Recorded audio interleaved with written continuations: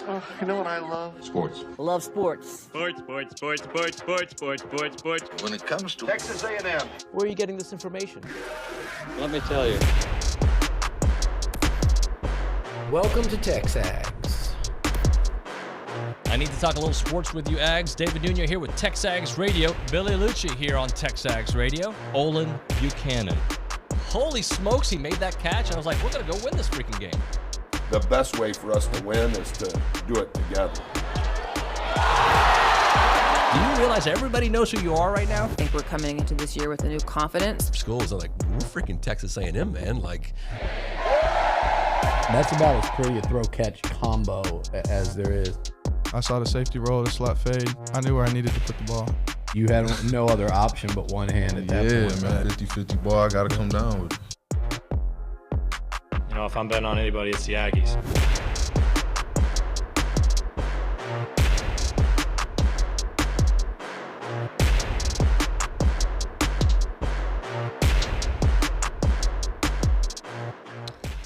Well, happy Thanksgiving, everyone. I hope you had a great Thanksgiving. Welcome into TexAgs Radio. It is the LSU weekend game. Our crew's out there. We'll talk about that here in a moment. And how about Aggie basketball? A big win yesterday. They got a win early, or they got a game, hopefully a win early this morning. We're going to break it down. One thing I can guarantee you about this Aggie basketball team, they're going to adjust to whatever team that they're playing, that game plan offense we talk about in football. Buzz has got that mastered to a T there when it comes to basketball. If you're taking on a team that's a hot three-point shooting team, they're going to adjust.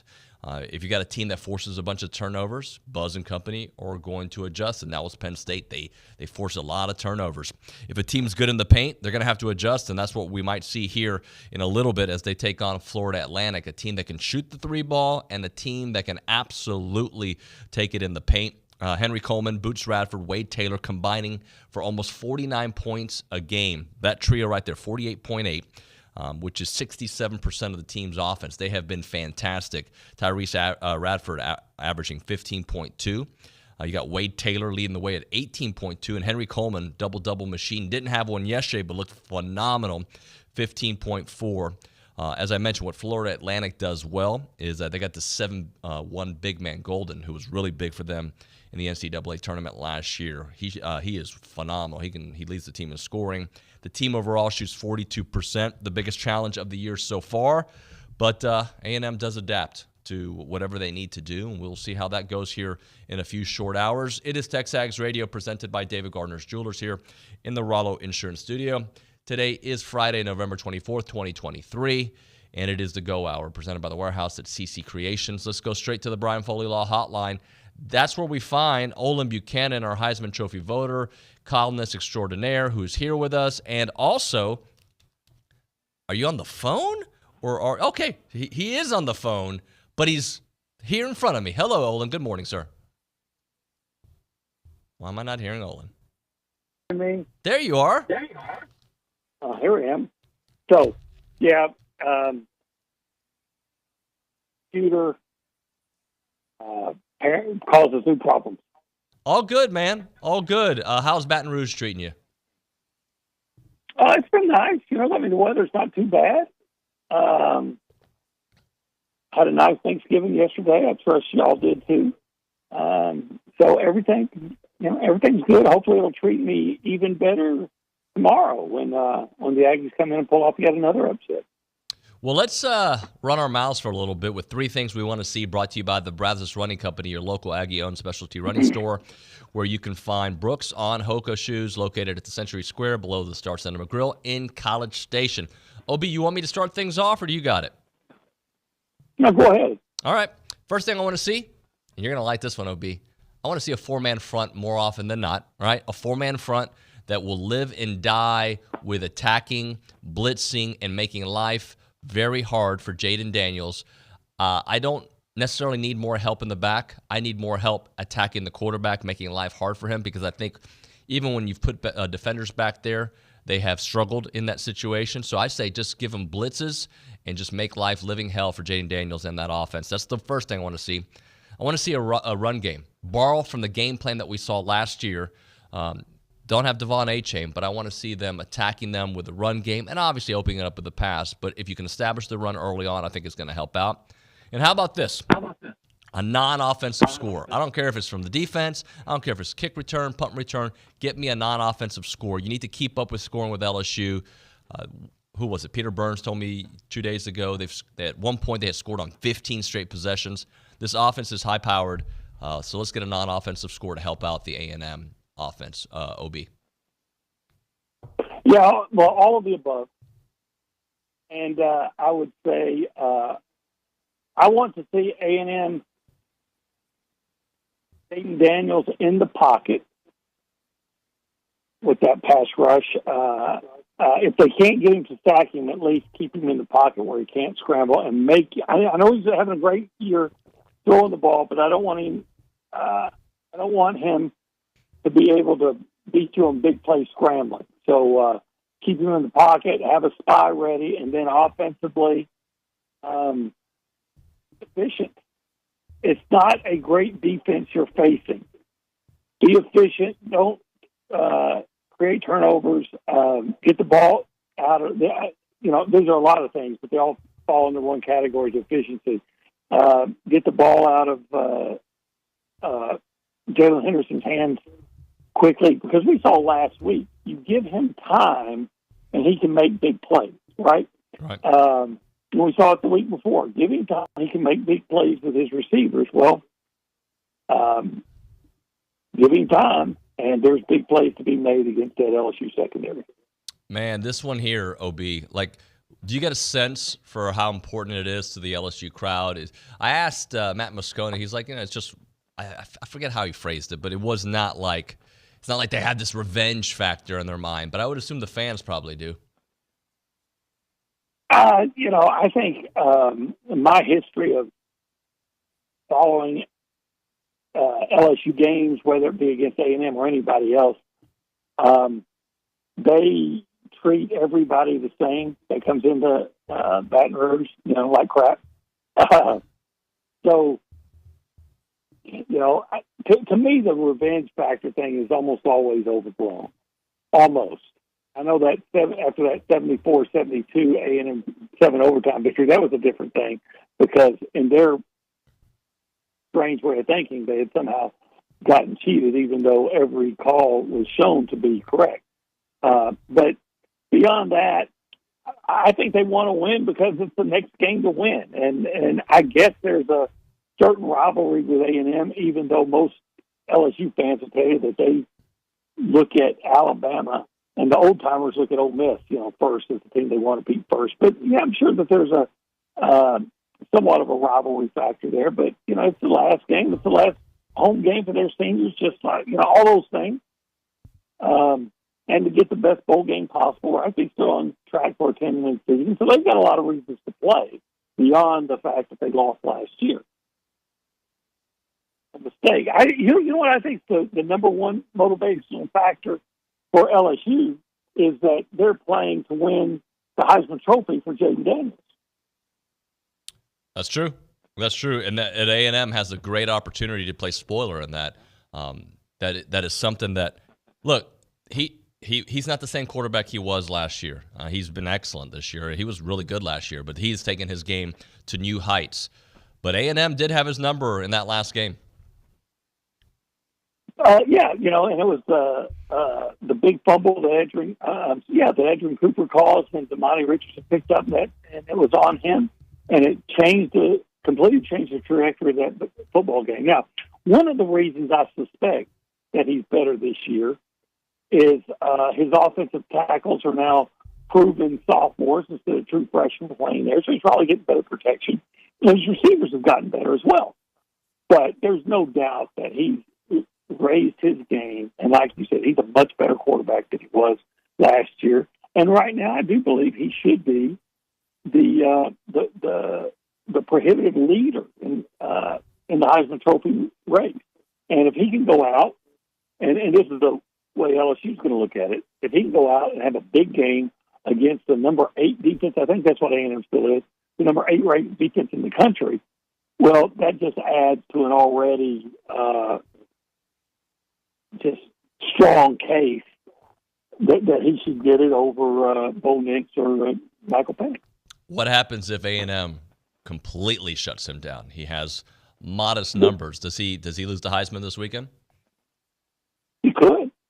I remember covering a Big 12 championship game where the Heisman was Colt McCoy, and the Commandant Sioux just came in there and mugged him and took it away. Now, he didn't keep it, but he took it away from him. So A&M could go over there and just take it away, and come over here and just take it away from Jaden Daniels, without a doubt. Especially if he has a pedestrian game, or if they lose and he plays poorly, or even if he plays well and they lose.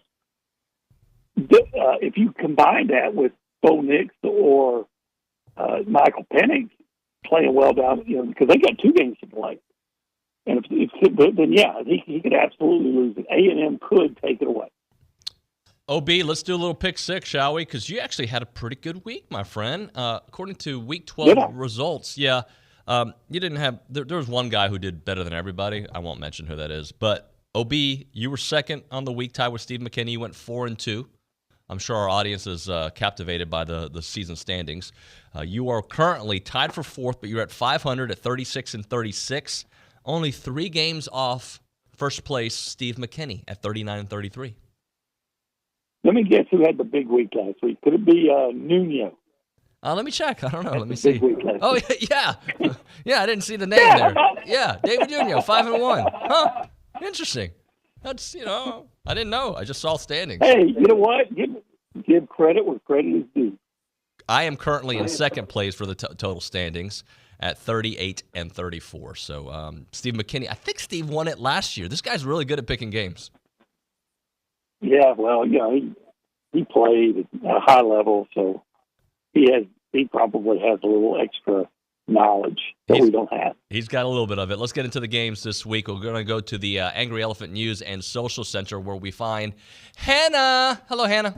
Good morning. Good morning. How are I usually I kind of switched up the order because OB's not here. I usually go say hi to Nick, then I go to you. It's all kind of confusing this morning. So let's just do the pick six. We're a little bit of everywhere. Yeah, absolutely. Okay, so first up we have number 11 Oregon State at number 6 Oregon. Oregon is favored by 13.5. Olin? That's a big number in a rivalry game against a pretty good opponent. So I'm going to take Oregon State and give me 13.5 points. I'm agreeing with you there. I think Oregon State will keep it closer. That big number scares me away. I think Oregon can absolutely do it at home, but Oregon State has had such a nice year. I don't see them. I mean, they're going to lose back-to-back games, but they're not a back-to-back game losing kind of team this year. So they're going to make it tight, and I agree with you on the rivalry. So I'm going Oregon State as well. All right. Sounds good. Another big one coming up, number 2 Ohio State and number 3 Michigan. Michigan's favored by 3.5. OB? I guess I'm an underdog this week because I see this as a really tight game. Maybe Michigan was looking ahead last week in that close game when they played Maryland. That was really close. Maybe they were looking ahead, or maybe they're just starting to show some wear with the whole scandal and Harbaugh not being on the sideline. So I'm going to say give me Ohio State 3.5 points. I'll take those points. You're going to take those points. I'm taking Michigan. Part of me believes that Ohio State's been more battle-tested, so it makes it difficult for me to go with Michigan. The thing I do know about Michigan is this is basically the same group as last year. So I don't need them to be that battle-tested this year, knowing what they've done over the last couple of seasons. Home game, they seem to be playing for their head coach, whatever mantra you want to use there. I think Michigan's going to win by a touchdown, so I take Michigan. I hope you're right. You hope I'm right. Thank you. I appreciate you hoping that I'm right. It'll be interesting. Because I actually like Michigan over Ohio State, but if I was putting money on this game, I think I would go with. I think I would take the point. By the way, if Michigan does win, I wonder what that's going to do for the Ryan Day stuff. I'm not saying at Texas A&M, but just in general, do people want to run him out of town? Does he want to leave? Only Ryan Day knows for sure. That's right. Let's continue moving through the day. Hannah? Moving on, number 8 Alabama at Auburn. Alabama's favored by 14.5. Big number, OB, again. Rivalry game. Yeah, Bama. And if you can't beat, how bad did they lose to New Mexico State? Auburn, like 21 or something like that. Maybe it's worse than that. So, yeah, I got to go with Alabama. Auburn, you can't lose to New Mexico State and then get picked the next week. So I'm going to take Alabama and get those points. I think I'm going to go Auburn. Yeah, Bama's going to win. That's a big number coming off a bad loss. I think, I might regret this, and then I'm, in last place after having such a great week, but I think I'm going to go. I'm just doing it. Auburn. Okay. Hannah? I admire your fortitude. Thank you, sir. I admire your sweater. Next up, you have number 5, Florida State at Florida. Florida State's favored by 6.5. The battle of the backup quarterbacks, OB. Yeah, the thing is, Florida State still has a pretty good defense. Florida does not. Florida State has some big play receivers that their backup quarterback could probably just chunk it up there and let them go get it. Florida has some nice receivers. I like Pearsall, but other than that, no, I think I'm gonna stick with Florida State and get those points. I am going to stay with you here. We're in agreement. I'm going Florida State as well. I don't know if they get into the playoffs because I don't know what's going to happen in the ACC championship game, and that's going to be a much harder task taking on Louisville. I think against Florida, a team that could get bowl eligible. I don't think they do. I'm going Florida State. All right. Sounds good. Number 25. I'm sorry. Let's go back to Hannah. There was a pause. It's hard with OB not being here because normally I'm looking at him and we have facial cues, but he's on the screen over here. Everybody's everywhere. But next up, we have We're there. We're everywhere. We're here, there, everywhere. Kind of like all of these picks. All right. Next up, number 25, that Clemson. Was a shot. South Carolina. We have Clemson favored by 7.5. OB, I'm struggling with this one. I'm not. Clemson's playing good football right now. They are playing good football. And I think last week Kentucky just played worse than South Carolina did. Kentucky had 3 turnovers if they win that game. So Clemson's playing some pretty good football. They figured some things out. They're still not as explosive as they usually are, but that South Carolina defense is not good. And outside of Xavier Legette, Legette, however he says his name, I just don't see it for South Carolina. So I will take the Clemson Tigers. And if you want to talk about a revenge factor, South Carolina lost that game last year. Clemson lost that game to South Carolina for the first time in a decade. So I think you're going to see a better Clemson team and highly motivated, and they will win. And they will cover, I think. I'm going to agree with you.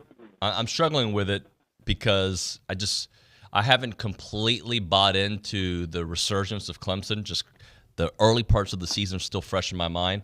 But I agree with a lot of things that you're saying. South Carolina, it is a difficult place to play. We saw it last year. I'm still going to go Clemson by the 7.5. All right. Miss Hannah? Then last but not least, we have Texas A&M at number 15, LSU. LSU is favored by 11.5. Olin Buchanan, please tell me what you're thinking here in this an 11.5 game. Aggies, please forgive me. I do not pick the way I want the game to go. I pick the way I think it's going to go, and I think I have to give. I think I would, if I was in Vegas and put my own hard-earned money on this, I think I would take LSU and give the point. Even though a lot of the indicators tell me that this could be a close game, the fact that A&M is down to a third-string quarterback going against the Heisman Trophy candidate quarterback, and gosh, those receivers are so good. And A&M's pass defense against good passing teams has been exposed on occasion. So as much as I don't want to do it, I think I have to take LSU and give the point. So you think they lose by double digits? Is it going to be a blowout? If I was betting, well, double digits would be a blowout. I don't think it's going to be like 2019 Joe Burrow type blowout, but and I want to be wrong. But just based on what I've seen, when I saw A&M's pass defense against Miami and Alabama, and I know they had guys out, but against Ole Miss, and I'm thinking, how are they going to be better against LSU? Yeah. Now, I'm kind of with you though. If I know that that DJ Durkin's just going to say, "Hey, 8 guys," it's not going to help. What's going to help my defensive back is coming at Daniels and trying to just keep him constantly under pressure. Then I might have to rethink that. But I've not seen anything consistently from DJ Durkin that would indicate to me that that's the plan of attack he'll have. Pastor Jimmy's going to send you a mean tweet, man. I had a similar thought a couple weeks back against Tennessee. He thought I was a 2%er. I'm actually going to pick A&M. I don't think they're going to win. Sorry, guys. Because I have this philosophy when it comes to these picks. Until A&M wins on the road, I'm not picking them to win on the road. Oh, yeah, that's another factor. So that being said, I know they lost by double digits to Miami, but outside of that, these games all come close. Everybody thought they were going to get blown out by Ole Miss. They didn't. It almost happened. It started that way. But A&M has this ability to keep games close, and you're like, hey, they got a chance. I don't think they lose by the 11.5. I'd love to pick them to win, but I think they're going to keep it within that. Maybe they lose by 10, but I don't think they lose by 11.5. Well, I hope they pull off the upset. And quite frankly, let's just remember, nobody was expecting A&M to win last year, and they blew LSU out. Coming off a bad game against we'll UMass, too. Right. But I'm just saying, if I have to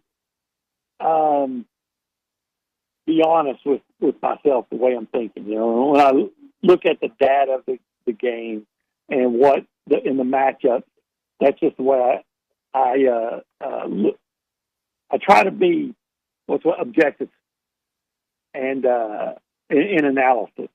And my objective analysis leads me to believe that LSU covers. All right, let's do this. Let's hit a break. We'll come back with our matchups, and a little bit after that, Hop enjoying sunny Florida. I think it's sunny right now. I'm assuming it is sunny in Orlando. We'll talk to Hop, who's covering the basketball team. You think so, too? Yeah. It's almost always the Sunshine State. Sunshine State. Hey, by the way, I think you're probably having an amazing time because you're close to your son, right? Quinn's there. You're getting the family time. Yeah, saw him yesterday. But if there was one strike against you, I'm closer to Fargo's than you are. You absolutely are. I kept always hearing what a great food city Baton Rouge is. Well, I think it's a little bit overrated, but you know what's not overrated is Fargo's. Fargo is, if anything, it's still underrated because I can't gush enough about it. And today, today's Friday. Yep. So if you've had enough of that turkey and dressing, and if you have any certain beliefs that would tell you to eat fish today, well, you can go to Fargo's and get the 4 C's. You can get your catfish, your coleslaw, some corn, and some crunchy hush puppies. You can't go wrong there. By the way, they've been a part of this community for 22 years, at least 22 years. Football weekends, office parties, wedding anniversaries, you name it. Fargo, 1701 South Texas Avenue in Bryan. Without a doubt, the what?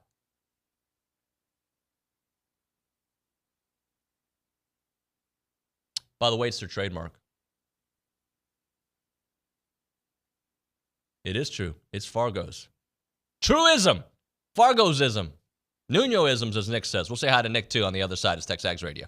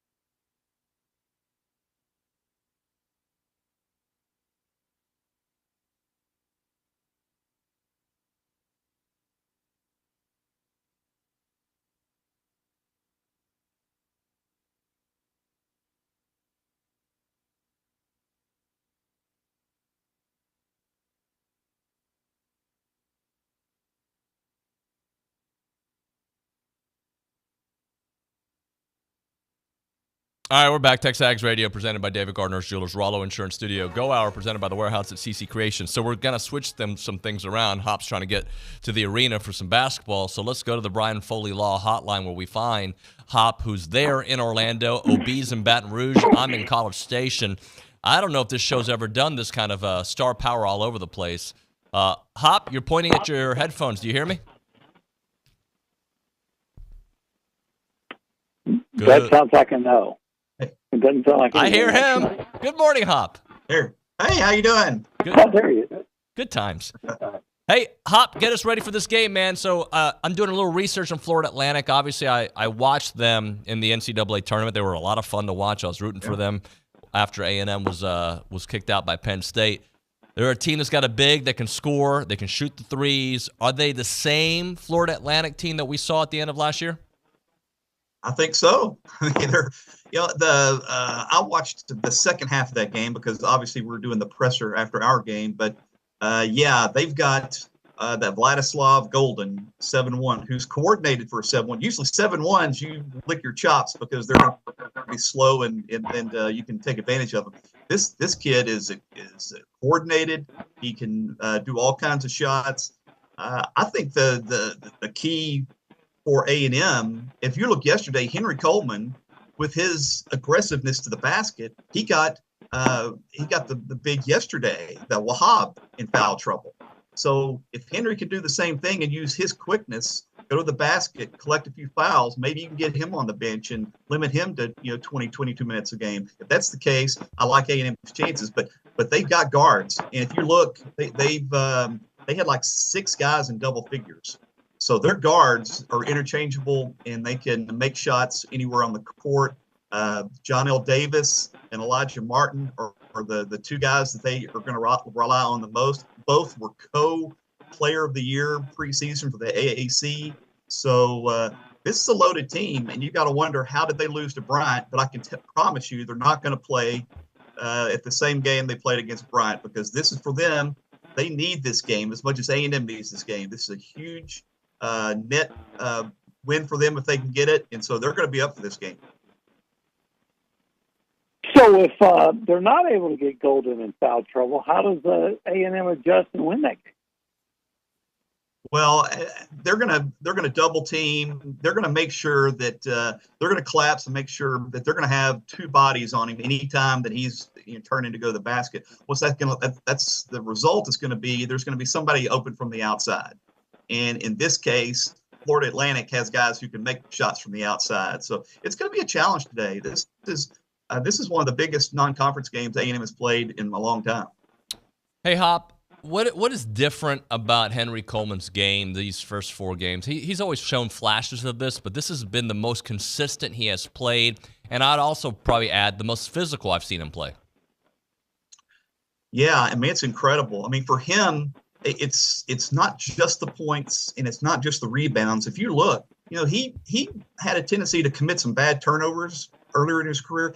I don't think he's had a turnover in 3 games, and he's making his free throw shots. He's hitting about 80% of his free throws. I asked him yesterday after the game, what was it? What has happened? And he said in the offseason, he told me it's a maturity thing. It's not a basketball thing, because I had to learn to be a leader. And I knew that for this team to win, I had to lead. And so he's taken it upon himself to really take a critical role. And yesterday, I thought was one of the first times where they actually were looking for Coleman on the offensive end, feeding him in the middle and then letting him take that Wahab, that 6'11" kid who he's quicker, take him to the hole and get some critical fouls on him. It's really amazing watching the evolution of Henry this year. I think it's been the biggest storyline so far this season. Hey, to win like this, if you win a game like this, when maybe some of the matchup physically doesn't look like it's going to go your way, it's usually, that means somebody that you're not expecting a lot from comes in and has a nice game, a big game. Who might that be, would you guess? If A&M had like a 4th guy really step up and have a breakout game in a game like this, who would you guess? It's going to be somebody from the typically the 3 spot. And for us, that'll be Jace Carter or Hefner or Eli Lawrence. I think Jace Carter, you're starting to see his minutes start to slowly ramp up. And I think he's the guy, if you can get him some confidence from the outside, he's starting to drive to the basket. He's definitely a guy that I'm really keeping an eye on. He could be that fourth guy that we're looking for. Hop, is it fair to say that even though Wade is leading the team in scoring, he's got a different level he can reach this year? Like his shooting at times hasn't been great. He was pretty clutch yesterday, but just overall, does it feel like he can raise his game to a different level? Well, there's no question in critical times, and you saw it yesterday, critical times that he just makes the circus play, the fade away as he's fallen, no look off the glass, bounce passes between legs to get an assist. But I do think what Wade needs to do, playing a game like today, and we get into SEC play, these tougher games, A&M's not going to be able to win those games strictly on out-rebounding the opponent and keeping their turnovers down. They are going to need to shoot better. And so that's where Wade, he needs to – I think it's an issue of shot selection from the outside. I think sometimes he pulls the trigger too quickly. He's taken some threes that are really long. He's not set, and there's 15 seconds on the shot clock. I understand that everybody says let Wade be Wade, but Wade needs to come to the realization there are times where you have to pass up that shot and find a better shot on the court for the team. How much use do you think that they'll get out of Wildens Lebec in this one? I think it just depends on Wildens. The tallest guy. He's the tallest guy, but he's not the quickest guy. And this defense is predicated on being quick. And I think that's one area where they're trying to improve. And I've seen some slight improvement since game 1 or 2, but it's still if he's not able to be quick enough on the help side, quick enough to go to the boards, he's just a guy that I think that they have more confidence in Anderson Garcia coming in and being that person, even though he's 5 or 6 inches shorter. All right, Hop, last thing for you. Penn State, Florida Atlantic. The back of my mind, both of those teams still are the teams from last year. You already said Florida Atlantic is. This is a completely different Penn State roster. So the way you look at it, when the season plays out, how big of a win is that Penn State win going to be when it's all said and done? Well, eventually the numbers will tell us that with the net. But I was very surprised at Penn State. I thought their guards, Baldwin and the other Clary. I thought Clary was the kid that the coach brought over from VCU. I thought in the second half they realized they were quicker than A&M, and they took it to the hole. And they scored at one point in time. They scored on 6 consecutive possessions. And if it wasn't for Henry Coleman and his back-to-back 3-point plays and what Henry did, that could have been a really dicey game yesterday. Hop, good stuff, man. Enjoy the game. Hopefully we get a victory. We'll be watching your reports afterward. All right, y'all have a good one. Thank you very much there. Hop on the Brian Foley Law Hotline. We just lost OB. We're going to have to call him again. Apologize to that. I was trying to hang up with Hop, but we'll get OB on the line here in a moment. Right now, we're talking about Heritage Films. That is a great company to do documentary films. So right now, it's family time, right? Many of you are home watching the show on the Roku app or on the CW or listening on The Zone, on YouTube, wherever you may be.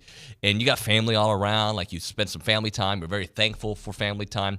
Well, you should consider telling your family's story. Imagine next Thanksgiving, right, having Chance McClain there to kind of interview everybody who's there and just doing that. To me, that would be an awesome thing to do for your family out there because you get to kind of tell your family's story, and that story is preserved for years on end. Right, so like my pops, we were having Thanksgiving dinner with him and my mom yesterday, right?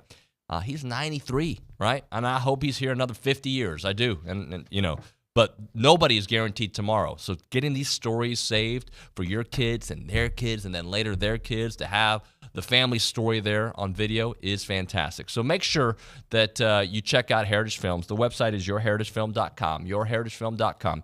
713-893-8341, 713-893-8341.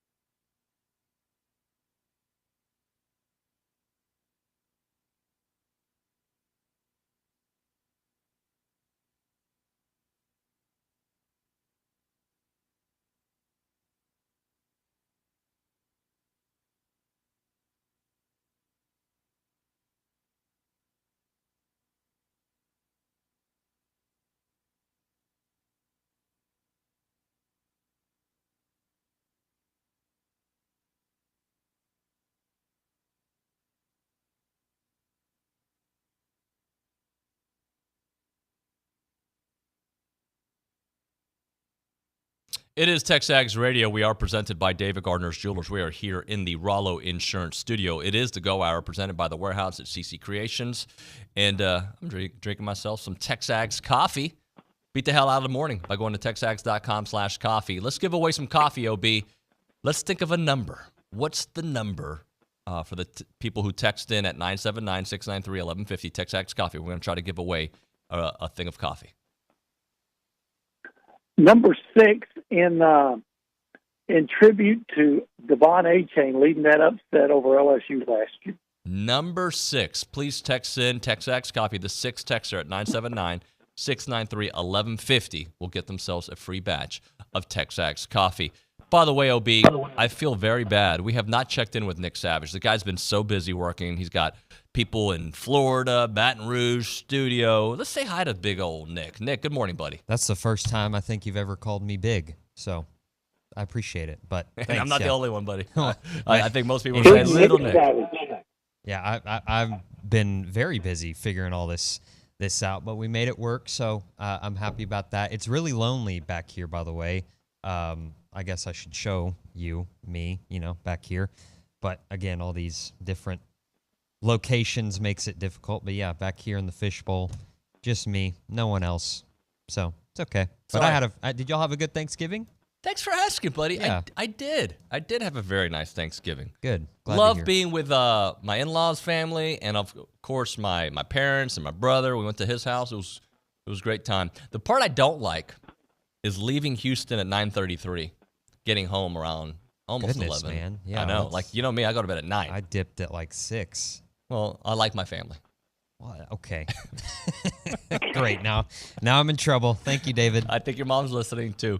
All right, let's do a little paying of the bills right here. It is now time for OB's matchups, brought to you by Bach Realty Group, brokered by Real, a full-service residential real estate team run by former TexAgs radio host Gabe Bach and his wife Megan.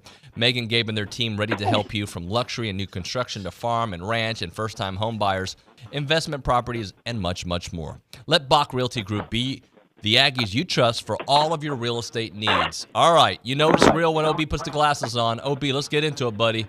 What are some of the matchups? Because I got to read. Well, how about the A&M passing game against the LSU secondary, third-string quarterback?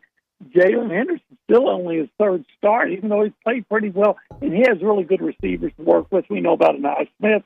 Moose Muhammad has a history of making big plays against LSU. You remember just last year, the one-handed touchdown catch. Overall, though, the A&M's passing game has been, okay, not great this year. But let's also acknowledge that lesser teams have fared well against LSU. The Tigers allowed Arkansas to pass for 289 yards and 3 touchdowns, and just last week, Georgia State passed for 217. So LSU's ranked 12th in the SEC in pass defense. Let's see if Texas A&M's passing game can take advantage of that. Buddy, they better take advantage of it. If I'm going to keep, if they're going to keep pace with LSU, they better take advantage of it. What else? Yeah, well, in order to take advantage of it, we're going to look at that A&M pass protection against the LSU pass rush. We talked about how if you give Jalen Henderson time, he's shown that he can make big plays, and there should be opportunities to make big plays. The offensive line play, well, let's be honest, it's been erratic. It isn't always to blame. Sometimes you've had running backs miss assignments too. But the fact remains A&M gave up 4 sacks last week to Abilene Christian, and that's concerning. LSU's pass rush isn't what I'd call fierce. They've got 22 sacks. It's okay.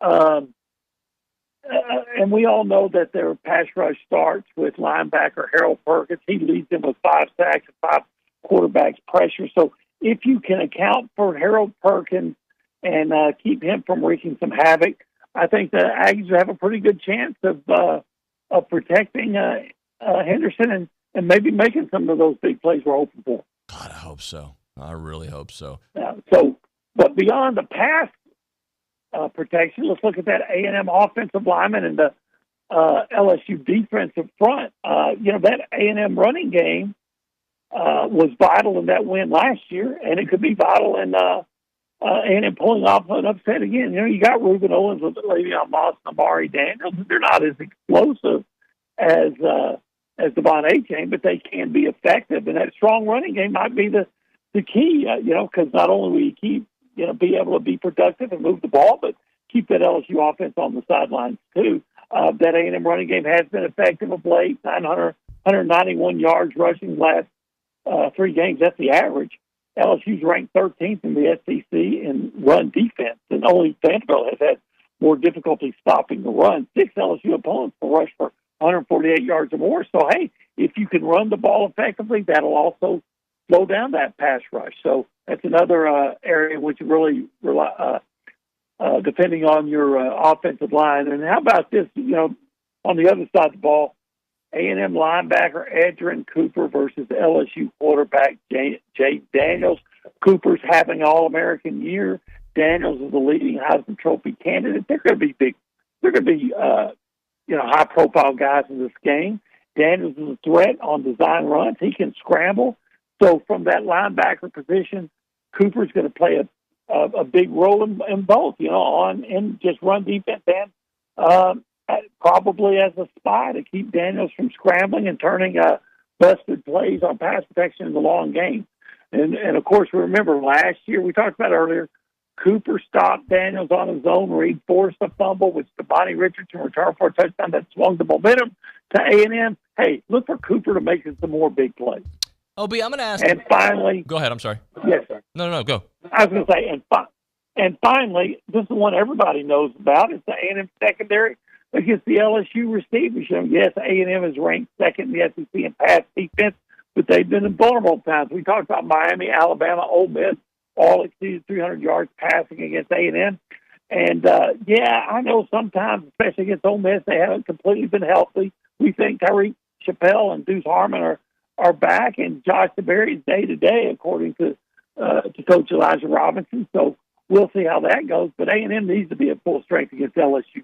Yeah, LSU is third in the nation in passing offense, averaged 343 yards per game. Of course, look at those receivers. Bailey Neighbors and Brian Thomas both have over 1,000 yards receiving. A&M has to find a way to at least, you know, what's the O-line? You can't stop them. You can hope to contain them. So find a way to contain them. OB, there's a part of me, answer this on the other side of the break, but, like, do you buy this offense? Do you think the A&M offense, I'm asking, what we've seen the last month, is that more who this offense is? Or maybe more it's just the team that we saw against Bama, the team we saw against Tennessee, and all those games leading up to it? What offensively, which team is this more like? We'll get into that here in a moment. Right now, we're talking Caldwell Country Chevrolet, Highway 21 in Caldwell. Online, CaldwellCountryChevrolet.com. They've got great deals on their website. You go there. I was actually there just yesterday looking at the cars that they have on their lot right now. You can take a great look at all the vehicles. It is a place that you know you're going to get great customer service, a great price on a vehicle, and also a great trade-in value. You put that together, you're going to love it. And then afterwards, with a great customer service that comes with complimentary pickup for their service customers, you're going to be in a very good place, guys. The staff is fantastic. The people are great. And, again, the entire experience is going to make it worth the drive. And it's not a far drive. We're talking about a 15-minute drive from the very edge, that last little part of Bryan, to the edge of Caldwell. Short conversation away, but you'll see the difference when you step on the lot and do business with the good people there at Caldwell Country Chevrolet. Highway 21 in Caldwell. Online, CaldwellCountryChevrolet.com.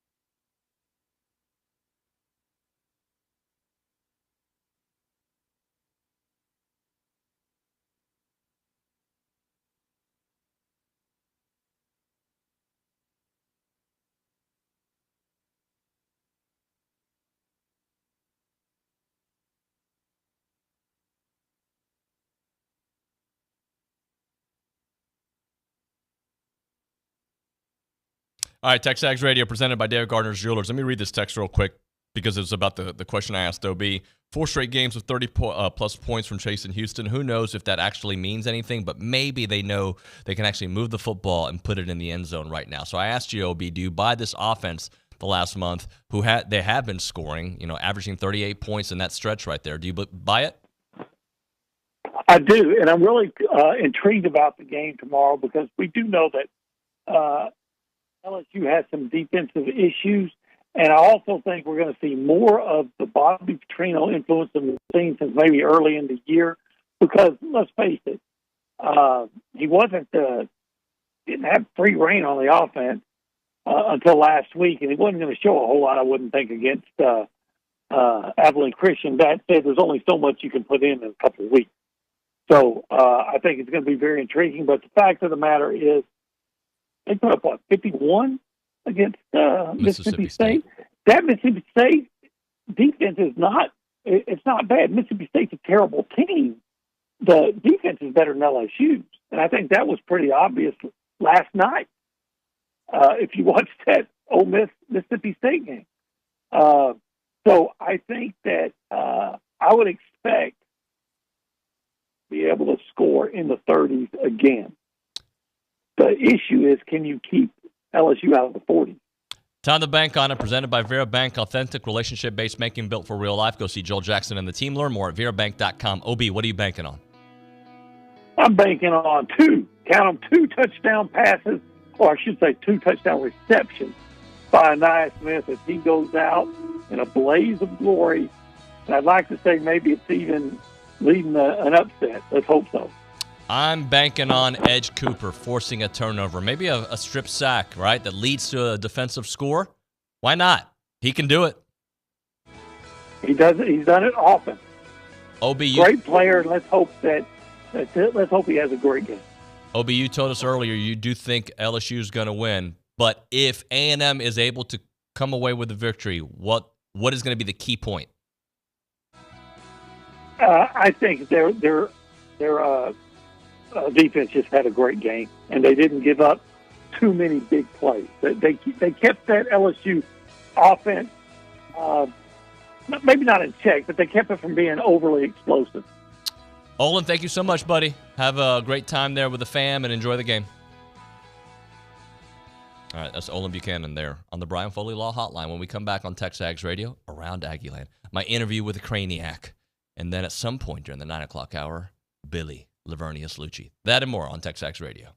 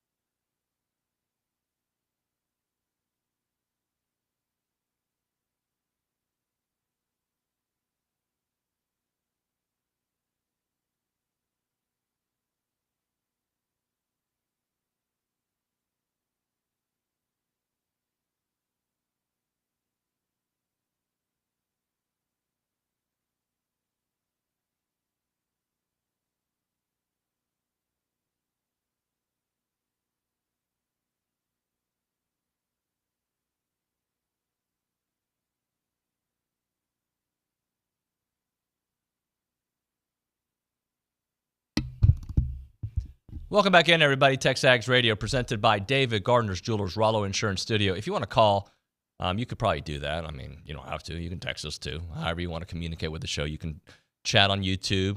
Those of you watching on YouTube, thank you so much. Those of you watching on The Zone, or listening on The Zone, I should say, thank you very much. And, of course, our friends at CW, appreciate you. If you do call in the show, though, we'll pick you up on the Brian Foley Law hotline. Good people can have a bad day. Call Brian Foley Law at 936-596-0407, serving Houston, the Woodlands, Conroe, and the Brazos Valley. You know what time it is? It's time for Around Aggieland. Looking forward to another one of those great sessions presented by Norman G. State Bank. Norman G. State Bank, rock solid banking. The website, normangstatebank.com. We go back to the Angry Elephant. Sorry, I was going to say News and Social Center, but yeah, I guess that's what it is called. The News and Social Center. We're still in the Social Center. It's just Around Aggieland time. Hannah Harrison, take it away. Well, right now around Aggieland, it is really, really quiet. We're still in the holiday season, so it almost has a weird feel, you know? But we have men's basketball. It's all the buzz right now. We should do more buzz jokes, David. I got that one. It went over my head. Thank you, Nick. It went above my head. It did. Men's basketball is all the buzz right now with their 5-0 record. They had their big win over Penn State going 89-77 on Thursday, so they're going to hit the courts again today against FAU, who's number 19. They're ranked right now in Florida. Then we're going to go to women's basketball tonight. They're also going to be playing against Winthrop in California. They play at 4:30. They are also sitting pretty with a 3-1 record. Everyone's just getting warmed up, getting ready for the season. Volleyball travels to Tuscaloosa to meet Alabama for the second time this season after dominating in 3 sets earlier in November. They're 16-11 right now, but they're 6-4 away. So we love a good away game, especially against Alabama. I know that Jamie Morrison has been preparing them for that. So we're looking forward to a win there. And of course, football travels to Baton Rouge to play number 14 LSU tomorrow. They're playing at 11 and 0-3 on the road. But that doesn't mean anything. I think that with a little bit of determination, I think that we need some determination to take a win on the road so we can just stop all the talk about the road games. But honestly, everybody's kind of in their holiday season spirit, and so I think there's a lot of things going on. Yeah. Hannah, that is a bunch. I mean, for a holiday season, got basketball playing on actual Thanksgiving Day and the day after, football weekend, volleyball. It's a big weekend. Let's go. Big weekend. All right, so up to the second college football, the last episode of the year, posted, I believe, yesterday. Maybe it was Wednesday. I don't know. It was posted in the last 24, 48 hours. If you haven't watched it, Wednesday. Wednesday, thank you, Nicholas. Appreciate you very much, sir. Check it out. So part of my interview with the Craniac, and I like Jake. He does a really good job. There's one part of the interview, actually it's more than one part, but there's one part that might annoy me. One part. I want you to listen, and I want you to text 979-693 or put on the YouTube chat. 979-693-1150. I should finish the number.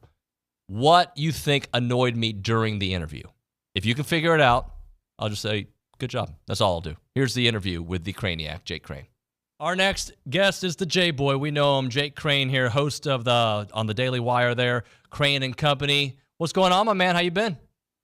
Oh, man, been great. You know, it's this time of year, it's kind of bittersweet. We get all these great matchups. You know, the playoff picture's kind of taken fold. The coaching carousel begins, but it also means we're the last week of the regular season of college football, man. I mean, it flies by. It always does. But I'm excited to eat some turkey this week. I can tell you that much. Hey, so is it still okay to call you the J-Boy? Because I know that was like... Of course. All right, just making sure. Yeah. Of course. I'll always be J-Boy, you know, at heart. But I even got it on my X or Twitter or whatever they're calling it this week on my handle. So, of course, man. Well, let's get into it. How intrigued are you by this A&M coaching search and what the future could look like for a program that hasn't gotten it right? Well, you know, I'm very intrigued. I mean, you look at A&M, you look at the brand, right? You look at the resources. I've continued to say, regardless of what, you know, others on the outside think, that A&M has had everything to win at a high level except the right leader. And eventually, math tells you, just like I believe math tells you that there's aliens out there with the billions of stars and planets, eventually they're going to get it right. Now, there's a guy I have in mind.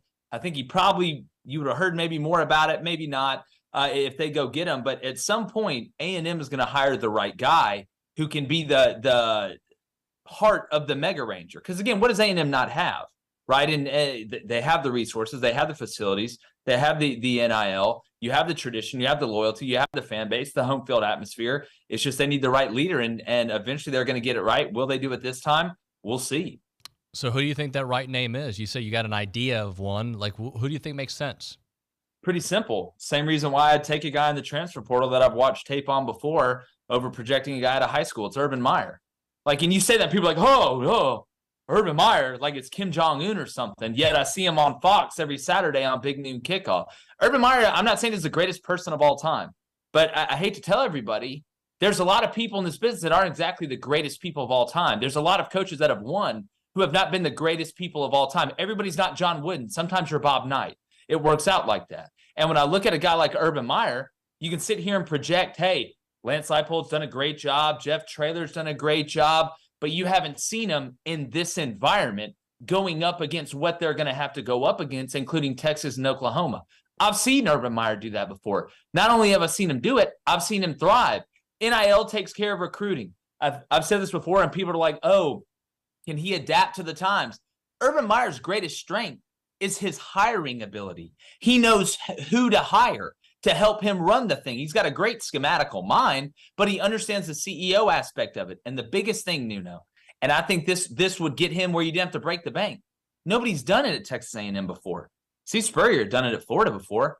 Multiple guys have done it at Ohio State before. You can be the first one. You can be the golden goose. You can be the guy in the statue that started all of it, that turned Texas A&M into the monster.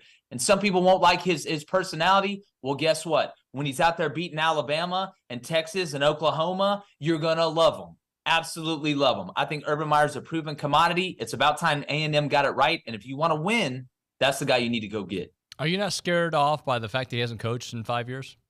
No, because here's my thing. You have guys, and different coaches have won with different styles, right? We've seen guys that call plays. We've seen guys that are CEOs. Urban Meyer, I think, is a great blend of that. It's not like he hasn't kept up with what's going on. You know, you look around the coaches talk, it's actually a lot smaller circle than what people think. And you know this, Nuno, and Billy and them know this. It's a lot smaller circle than what people think. And again, it comes down to hiring. I don't think Tim Cook at Apple could build an iPhone from scratch, but I know he knows who to hire. And at the end of the day, that's what wins when you're dealing with this amount of people. When you're dealing with a program that has that amount of personnel, that's the difference. Jake, what's the bigger talking point? This amazing LSU offense or this ridiculously bad LSU defense? Well, man, you talk about being gut-wrenching. I asked the other day, what's worse as a fan, having LSU's offense and LSU's defense, or having Penn State's defense and Penn State's offense? To me, I think the bigger talking point is the offense because of what Jaden Daniels is doing. I mean, this offense, you sit here and you start looking at the numbers, and again, Jamar Chase, incredible player. Justin Jefferson, incredible player. Joe Burrow, incredible player. What Jaden Daniels has been able to do with guys like Malik Neighbors and Brian Thomas Jr., who are great players, has been equally as impressive to me. It's sad, though, that this defense is that bad. My question, is how can LSU's defense be that bad? It's weird to watch. When I think of LSU, I do not think of offense. I think of those creatures they have running around on defense, knocking people's head off. The Glenn Dorseys, the Honey Badgers, the Marcus Spears. I can go down the list of guys that they put in the league every year. I mean, Harold Perkins this year has kind of put on the invisibility cloak and just disappeared in front of everybody. So while it's a bigger shock that LSU's that bad, while it's awkward to look at, to be honest with you, to watch LSU be bad on defense, what they're doing on offense is ridiculous, and they've done it against everybody. If Jaden Daniels doesn't get hurt against Alabama, and I know if ifs and buts were candy and nuts, we'd all have a Merry Christmas, that game may have ended like the Tennessee game did for Alabama last year. That's how good this cat is. That's how good this offense is. And I don't think Matt House is going to be there at the end of the year, but they better hope Mike Denbrock is, because boy, did they figure it out after the first week. No doubt about that. Talking to Jake Crane here on Up to the Second College Football. Let's talk Michigan, Ohio State. The no Harbaugh, Ryan Day's got to get over, no excuses. I think I saw you talking to Joel Klatt about that. Just overall, what is this game going to come down to this weekend? Well, look, at the end of the day, the game always comes down to how you play up front. But I think when you look at this matchup, the most glaring difference that I see is at the quarterback position and the experience, right? You know, throughout this year, I've heard people say, well, we don't know about Michigan. Michigan hadn't played anybody. You want to know how I know about Michigan? I've watched the same core of players for the last 2 years. It's basically the same cats. All they did was add a couple really good offensive linemen. They can have up to 7 offensive linemen taken in this draft. Now, when I look at Ohio State, defense is very talented, right? Kyle McCord, though, when a game that is going to be decided by 3 to 5 plays, like this game is going to be, how much do they trust Kyle McCord on the road to be able to open up this offense enough to let Maserati Marv, which we're going to hear 800 times this Saturday, or Igbuka or Stover and them really take advantage of what they can get against a Michigan defense that is experienced and very talented. So I think at the end of the day, as obvious as it may sound, I think it's going to come down to the quarterback position, because a lot of times teams lose games. They don't win them. Who's going to make that mistake? Who's going to make the critical error outside the pocket? Who's going to fumble a snap when they're not looking? That's what I think it comes down to. I think Michigan's defense comes up with a big touchdown to seal it late off a mistake by Kyle McCord, even though JJ has been a little iffy with his decision-making lately. I think a little bit of that's because Sharon Moore has held some stuff back, and JJ's itching to get the ball down the field. So I think it's a quarterback position. All right, Jake, let's close out with Alabama and Auburn. I think the fact that Auburn lost this past weekend, people may be sleeping on them, but magic does happen typically at Jordan-Hare, or sometimes does happen. So how does this game break down for you? Yeah, don't ever bury a pet or a person at Jordan-Hare, because it will come back to life, and not in a good way. I've seen crazy things happen. I'm from the 334. I'm from Lee County, and I've watched it my whole life. I think the New Mexico State win over Auburn was the worst thing that could have happened for Alabama, and one of the worst things that could happen for Auburn from an optics standpoint, right? Even though this New Mexico State team isn't Alabama State. You hear New Mexico State and you're like, oh, they're terrible, whatever. This Jerry Kill team's not bad. Now, Auburn should have beat them. It's unacceptable and inexcusable. But when I look at this game, it feels like Alabama has embraced, obviously, who Jalen Milroe is as a player. You look at the way the game plan's been tailored. You look at the way the play calling's been tailored to his strengths. I think Auburn's able to hang in it a little bit. My question isn't, can Auburn move the ball between the 20s? It's, can they score touchdowns in the red zone? I think they're going to have a good plan. But when you get to Jalen Milroe defensively, it's already hard enough to get to him. Can you get him on the ground? Because what's going to gut Auburn is the same thing that guts every defense on the planet. You're going out there and you're overmatched. And stopping Alabama's run, it can be done, Nuno. We've seen this happen before to this Alabama offensive line through different points of the year. They've kind of picked it up. But if you do get Jalen Milroe into predictable passing downs, you shut him down on first down at 2nd and 8. You stop him on 2nd and 8, it's 3rd and 7. You got him locked up in the back end on 3rd and 7, and Auburn's secondary is not bad. But you overrush the passer. He shakes a tackle in the backfield and runs for 8.5 and extends that drive where they go down and score. That's what'll gut you.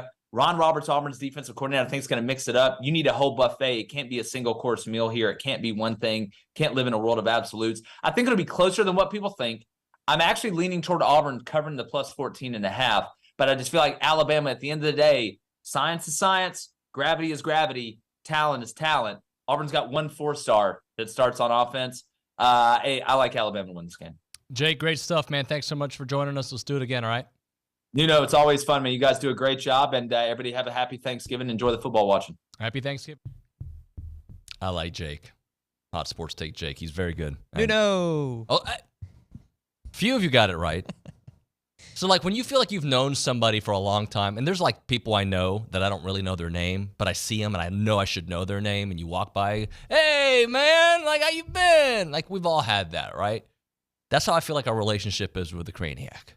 He knows me, I know him. But he calls me Nuno. And I feel like we're too far down He doesn't pronounce the accente on the N, right? Is that what that's called? It's a tilde. Tilde? Embarrassing. So Daniel Stevenson. But that's how you say accent in Spanish, right? I don't know. Anyways, whatever. No. Keep going. No, it's not an accent. It's an actual letter in the Spanish language, in the alphabet. Yeah, I know. Daniel Stevenson says, to be fair, your name is actually spelled N-U-N-O. Actually, no, it's not spelled that way. It has to be spelled that way, like on email. But no, my name is spelled with Enye. That's what I meant to say. Enye. No, Enye. Yeah, that's what I meant. I love Jake. He's my guy. Like, this is fine.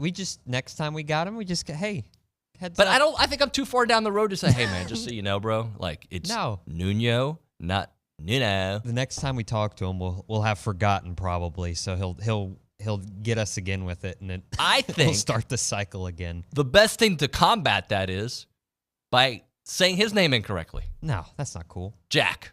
No. Cran. No, that's not cool. Okay. We're Then nice. just let it be. Unless it's you v your boy SEC Mike, we're nice to him. Why does that come up all the time? I know y'all are cool now. We were cool then. Yeah. I had a talk with him that evening, like, hey man, I was a little mean. I'm sorry, my bad, dog. He was like, oh no, I love it. That's one guy that loves that stuff. True. He like embraces, like, good. And I'm not gonna get into the whole argument again. I was right. No. I'm not the one to debate that with. Billy agreed with me. Everybody agreed with me. I was right about that particular argument. He was right that Jimbo wasn't the right guy for the job. High five. But come on. Just saying. The Arkansas angle on that, no. I did want to talk about this because I don't know how much coaching we're going to get into here on the show. When Billy gets here, we'll certainly get into that conversation. But I want to talk about what I don't want in a coach when we come back, and we can open up the hotline, and you guys can tell us what you think about that as well. We'll do that, and at some point here in the next 10 minutes, I think Billy will be here, so we'll talk with Billy at that point. Right now, we're talking Milliken Reserve Farm-to-Table community in College Station. They got homes, they got trails, they got wide open spaces, and their mission is to build a healthy community around nature, and they've done that by creating this awesome place for family, for nature, for each other. It's a wonderful place to go hang out, maintaining that natural habitat. All the animals you can imagine live out there, right? Except for giraffes. They don't live there. But they've got the white-tailed deer, the songbirds, the rabbits, the turtles, all in this preserved woods and ponds and creeks. A beautiful, beautiful place. And homeowners that go to Milliken Reserve share in a legacy of conservation, which means generation after generation, you're coming back to that same pristine countryside place. The neighborhoods are awesome. You've got the creek, 10-plus acre wooded estates. You've got the hollow in a private gated community. And you've got the meadows. Homes at the meadows are responsive to that natural surrounding. Learn more at millikenreserve.com. Again, that website, millikenreserve.com. A beautiful place. Get your veggies there. Get your fun there. Get your house there. It's Milliken Reserve.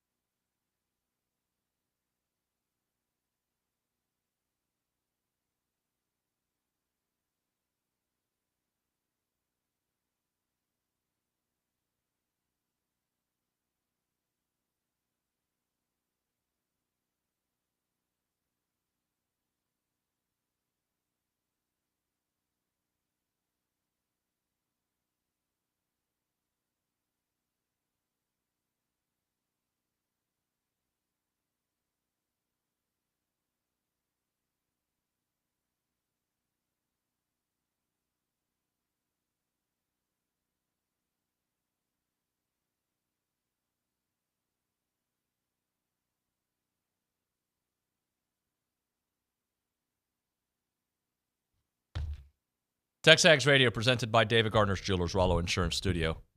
What kind of coach do you not want, like, to lead Texas A&M? Nick, I'm going to ask you, like, what do you not want? Okay. He said, 1 second. I apologize for going to Nick too early. Because I know what do I not want? Yeah, well, like, you don't need to give me a name. I'm just asking you, like, what's a quality that you want to avoid? Oh, man. You give me your list, because I'd have to think about that, to be fair. Like, there's a lot of things I don't want, but, like, at least in the moment when I'm thinking, I don't want an if coach. Do you know what an if coach is? I don't know. Enlighten me. I'm going to give you an example. Lincoln Riley is an if coach. Okay. If Lincoln Riley has a good defensive coordinator, he's great. Okay. Get what I'm saying? Like, I don't want a coach that comes with a bunch of ifs. If we get the right offensive line coach, we're going to slay. Like, I don't want an if. Yeah. I want somebody with a track record that brings a collective unit, right? That's what I don't want ifs associated with it, right? If a team is 7-5 in the Pac-12, but if they scored one more touchdown, and by the way, I'm guilty of it. If they score one more touchdown per game, they do this. I don't want an if. I want a guy who's got a proven track record. Not an if coach, but a guy that you know that you can count on to bring the right group with him. A background in it, because, look, I don't want to have to justify things in every conversation, whomever the coach might be, right? If we block, if we have a good defense, if we do that, that is always that's a sports radio equation that we're going to apply no matter who the coach is. If we do this, this happens. I want a coach that they have a reputation for bringing in strong assistants, and there's no if associated. If they do this, it'll be great. If they can bring in this coordinator, it'll be great. No, I want, like, I know when I talk about Nick Saban in that regard, we know that Nick Saban, there's no ifs associated with him. He's going to hire his guys, and they're going to do what he wants, and they're going to do it at a high level. We're not hiring Nick Saban guys, but that's the kind of quality I'm looking for, not an if. I don't want an if associated to it. If there's an if associated to it, then I hope that if is a small if, right? Because the history says, look, this guy's an offensive coach, but a lot of times he's got a really good defense associated with it. I don't want somebody like, oh, they're going to bring Alex Grinch. It's over, right? Like, they don't have a strong defense applied to it. Or if they're a strong defensive coach, they don't believe in offense, right? Like, they believe strong. Like, when you have one coach's style, right, and then you kind of want the opposite of what you just had. And I'm not saying I want a complete opposite of Jimbo, but what I do want is somebody that comes with a core unit, a core chance, like a coaching staff that they do what they do. I do want a CEO-style coach who can get his hands dirty and does get his hands dirty, but allows his coaches to coach, right? So what you should do is in the talent pool, and 15, 16 coaches have probably been discussed for Texas A&M. You look at that talent pool, and you start eliminating people. And you know, Billy was on the show on Wednesday talking about how some people have probably been eliminated. And I want a guy that brings in a strong defensive mentality and a good offensive mentality. I'm not asking for a lot. I'm not saying you have to have the LSU offense and the LSU defense, although, you know, as we heard earlier, they can still win 10 games this year. That's not what I'm hoping for, right? I do want something that you can count on to be a little more creative on the offensive side and a strong defense, especially with the talent you have here. I mean, really, you have talent on both sides of the ball. If you can keep that group and bring in the right philosophy, I think this team can compete for a playoff spot next year, regardless. UTSA, I don't think Jeff Traylor's in the conversation. I feel like he's been, you know, they've moved on from that. But he's got an identity. They move the ball 30th in country in offense. They got a pretty strong defense. He is who he is. And Kansas, for instance, 64th in total defense while 12th in total offense. Those kind of numbers excite me, right? And he's going to bring in his style. I don't want an if associated with the team. Who's somebody who can come in, maximize Connor Wigman's strengths, right? Make him a Heisman contender, right? And let the defense grow. They've got to fix the back end if it's the same core group, but maintain a strong defense, give Connor his resources. But again, a coach that brings in with that kind of philosophy. Not a philosophy that is all one way and we're just going to try to outscore them, or we're just going to try to suffocate them and not score in today's offensive game, right? Somebody who brings in the right coordinator personalities and strong coordinators that are allowed to do what they do. I want an evolution-based plan based on the kind of talent that you have on the roster. So no more of an if coach, right? Like, I don't want a guy that if he does this, this is what the result's going to be. No, this is what he does. And by the way, he is also flexible based on the quarterback that he has, based on the talent he has on defense. I don't want a guy who's just going to be, this is what I do, and if you don't fit, we're going to have to, no. Here's what we have. Here's what we're really good at. Let's try to mold the two things together and bring you a very good display of offense and defense. I don't want an if. I don't want an if associated with it at all. Let's get away from the ifs. Bring them both in here. If you want to comment on what you don't want to see, 979-693-1150. Let's go to the Angry Elephant News and Social Center. Aggies gather at the Angry Elephant. Hannah, I'm sure you got a couple texts and some chats to get into. We do. We have some good stuff. I'm going to start with Tony in Lexington. He says he doesn't want to see a coach who's never brought a program up from the middle of the pack. For example, Ryan Day has been playing ahead ever since he took over Ohio State. I think that's a good point. That's an interesting point. I want a winner. Right? Who's got a proven track record of being a winner? To me, that goes a long, long way. If you have a track record that you can win and win consistently. Now, I do understand that, like, Lincoln Riley also kind of had a ready-made program. He goes to USC, and it's USC. He's kind of, he brings his quarterback, Heisman contending quarterback who wins a Heisman with him there. I mean, that is all the resources you need offensively. And they do need a defense, by the way. Hello. But I kind of do agree with that philosophy. Let's try to get one more because I did see Billy walk into the studio. Yeah, David Williams on YouTube, he says that he just wants a coach, whatever the name is, to come in and win, who needs to win out the players and the coaches, and that they don't need to learn the culture first, but they need to win first, learn the culture later. What are your opinions on that, and do you think A&M is able to do that? I do. I think they are able to do it. I want to jump in and actually take a left turn on this because it's Texas trial lawyer says, so who do you want, David? Just say it now. I know you might have to walk it back, but say it anyway. Well, Texas trial lawyer, I don't want to walk it back because I'm going to be as transparent and honest as possible, right?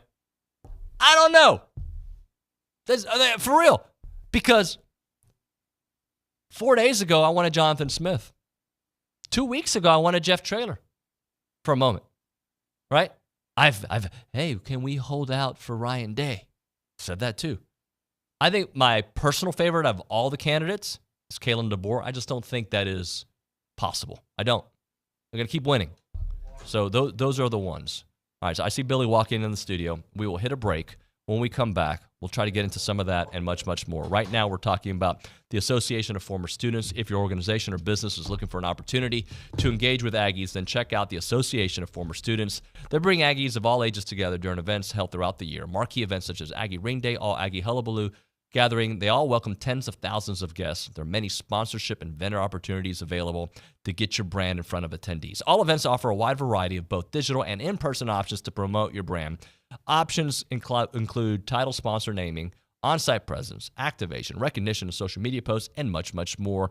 Plus, there's opportunities, in both the Texas Aggie Magazine and the Aggie News newsletter, which are seen by over 230,000 people. So if your business is ready to engage with Aggies, choose a partner with the organization that's been supporting the Aggie Network for over 140 years.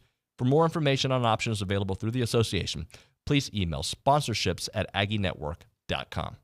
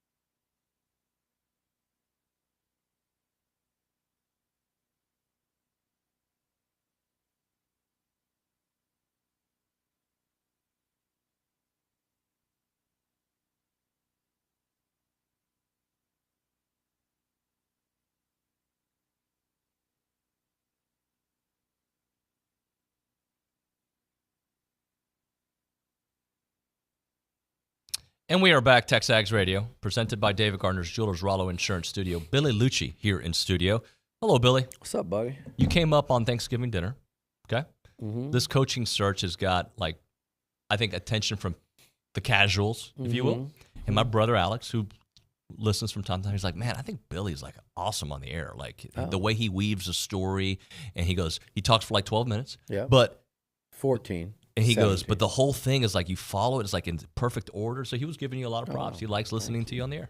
Tell him thanks. Alex Nuño. Alex Nuño, I really appreciate that. So, how are you, man? Well, how's Thanksgiving? I'll be happy to come visit you in Miami and weave a 12 to 17 minute story anytime you'd like. No, that's he's Colorado. No, Alex lives in Sugar Land. Alex, Sugar Land. You can come visit me at Lopez. There you go. How was your Thanksgiving? It was good. It's been a few days. Thanksgiving was great. Just went home, saw the family. But now tonight, I really want to go to. I'm really considering taking a ride to Hutto to go watch Matt Schobel and Aaron Schobel and the Columbus Cardinals in a playoff game. They got a chance to win state this year, and also want to see his son, who's a quarterback committed to Baylor, junior. But I don't know. Maybe Bronny will take a ride. I don't know. He's Houston, I think, today. Today's his big Houston day. But thought about doing that. But here's the deal. Amidst a coaching search, so there was a Jimbo story broke last Sunday. And then that Friday, drove to Fort Worth, saw George. Yeah. Drove back Saturday morning to get here in time for A&M Abilene Christian. Drove straight to Houston from Morgan Wallen. By the way, an hour break between Hardy and Morgan Wallen. I don't understand how at any concert there's an hour break between shows. It's not like they were setting up for, who's the most electric light show there is. I don't know, some kind of EDM or something. It was a concert. You go out there, hour break. I got home at 2 a.m. Next morning or next day, drove to Dallas, spent that night to fly to Kansas City Monday morning, KC, Chiefs game, up till 4. Get up at 8:30, fly back, Dallas, shop around. I got this, by the way, Nuño. What do you think? I like it. Yeah, I do. It's got a little Che Guevara look to it, but it looks good. Che Guevara. Yeah, it's got a little like a jacket he would wear. It's fashionable. I like it. Ready for battle. Yeah. No, I like it. And ready to go to the club. For those that like to ask, it's Paige. Then drove back, got back to College Station at 11 at night, stayed here for about 30 hours, and then drove to Houston and back for Thanksgiving. So I think, thank you. Oh, this is a cool cup. Look at that. I think we're going to stay in town for a couple weeks and just let people come to us. That's the way to do it. That's the way to do it. So, and also perfect timing though. Thank you to A&M decision makers, because the timing between coaching change and coaching hire, I think, is going to perfectly center around my travels. Yeah. And my entertainment. So, well, you are going to have a report out on TexAgs.com today at some point. Soon. Probably before the end of the radio show. Okay. It's done. Editing. Look, it's not, well, there'll be some interesting stuff in there. There'll be a name or two that people haven't heard yet that are legitimate. I do talk about Jed Fish. I do talk about Mike Elko. And I do talk about Ryan Day. And I think two things. Elko is still very much in play. Okay. And I think as this process goes, becomes more and more impressive in terms of his plan. Unique perspective, having been here. Some people think that's a positive. Some people think that's a negative. Some people don't understand that there is perspective to be gained when you're here working for someone else. There is I like this, I don't like this, I would do this differently. I see, there's that perspective, and Elko is a thinking man, as any, you guys have seen, if you've watched interviews of him, Duke. He's very perceptive, very bright. I think he really understands what he would need to do in coming back in terms of infrastructure, vision, things like that. And I think the more they sit down with him, the more impressive that's going to get. He's very much in it. Ryan Day and Jed Fish, I believe, is still in it. I think his stock could go up so what I put in there as a note is that from sources I know close to that side of things, they were kind of expecting to hear from A&M maybe tomorrow in terms of, they were not going to go to the Pac-12 championship game. Basically what has to happen is Washington, you've got Oregon would have to lose to Oregon State, correct? If that happened, which is possible. If that happened and Arizona beats Arizona State, which they should, then Arizona goes. So it's not that far-fetched, but I think he's expected to hear from A&M either, even today or tomorrow to kind of say whether or not they're going to meet in person. Right. So whether or not the A&M brass or whether it's just I don't know exactly who would go, but whether they're going to go meet with him in person. So I'm not saying they are. I'm saying they're set to find out and I think make a decision on whether they will. So he's still in it. So Jed Fish is not dead fish yet. Okay. People kind of I said that the other day. I said Jed Fish might be dead fish, but what I was really saying is like, look, people, you got, like a few days ago, people had him as the next guy, right, and that caught fire nationally, and that was insanely premature. That would have been news to Jed Fish, and it's crazy the people that text you and go, hey, you guys, like when you read this national stuff, let me be real clear about something. Let me be real clear about something. Sorry, I'm making lunch plans, and see, I'm off track. Work lunch, by the way.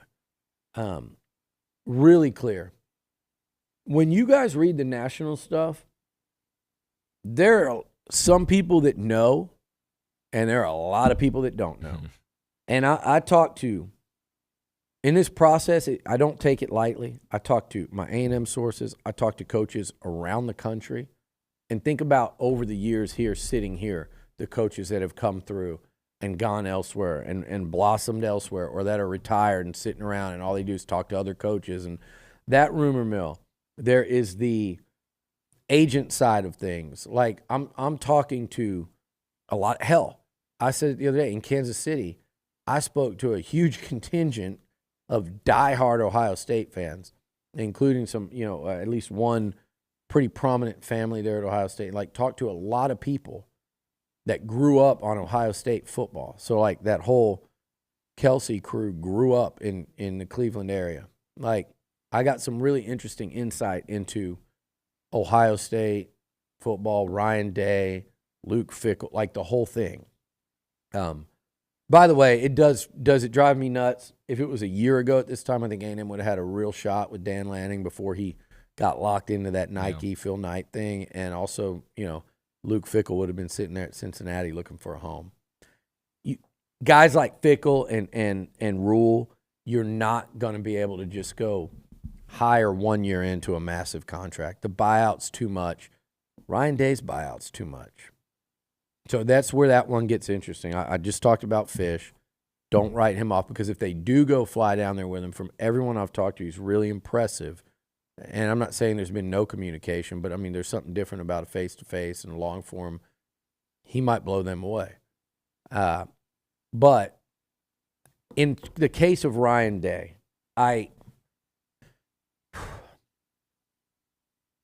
he's 56-6. He also, every game so I'm going to give you both sides to this.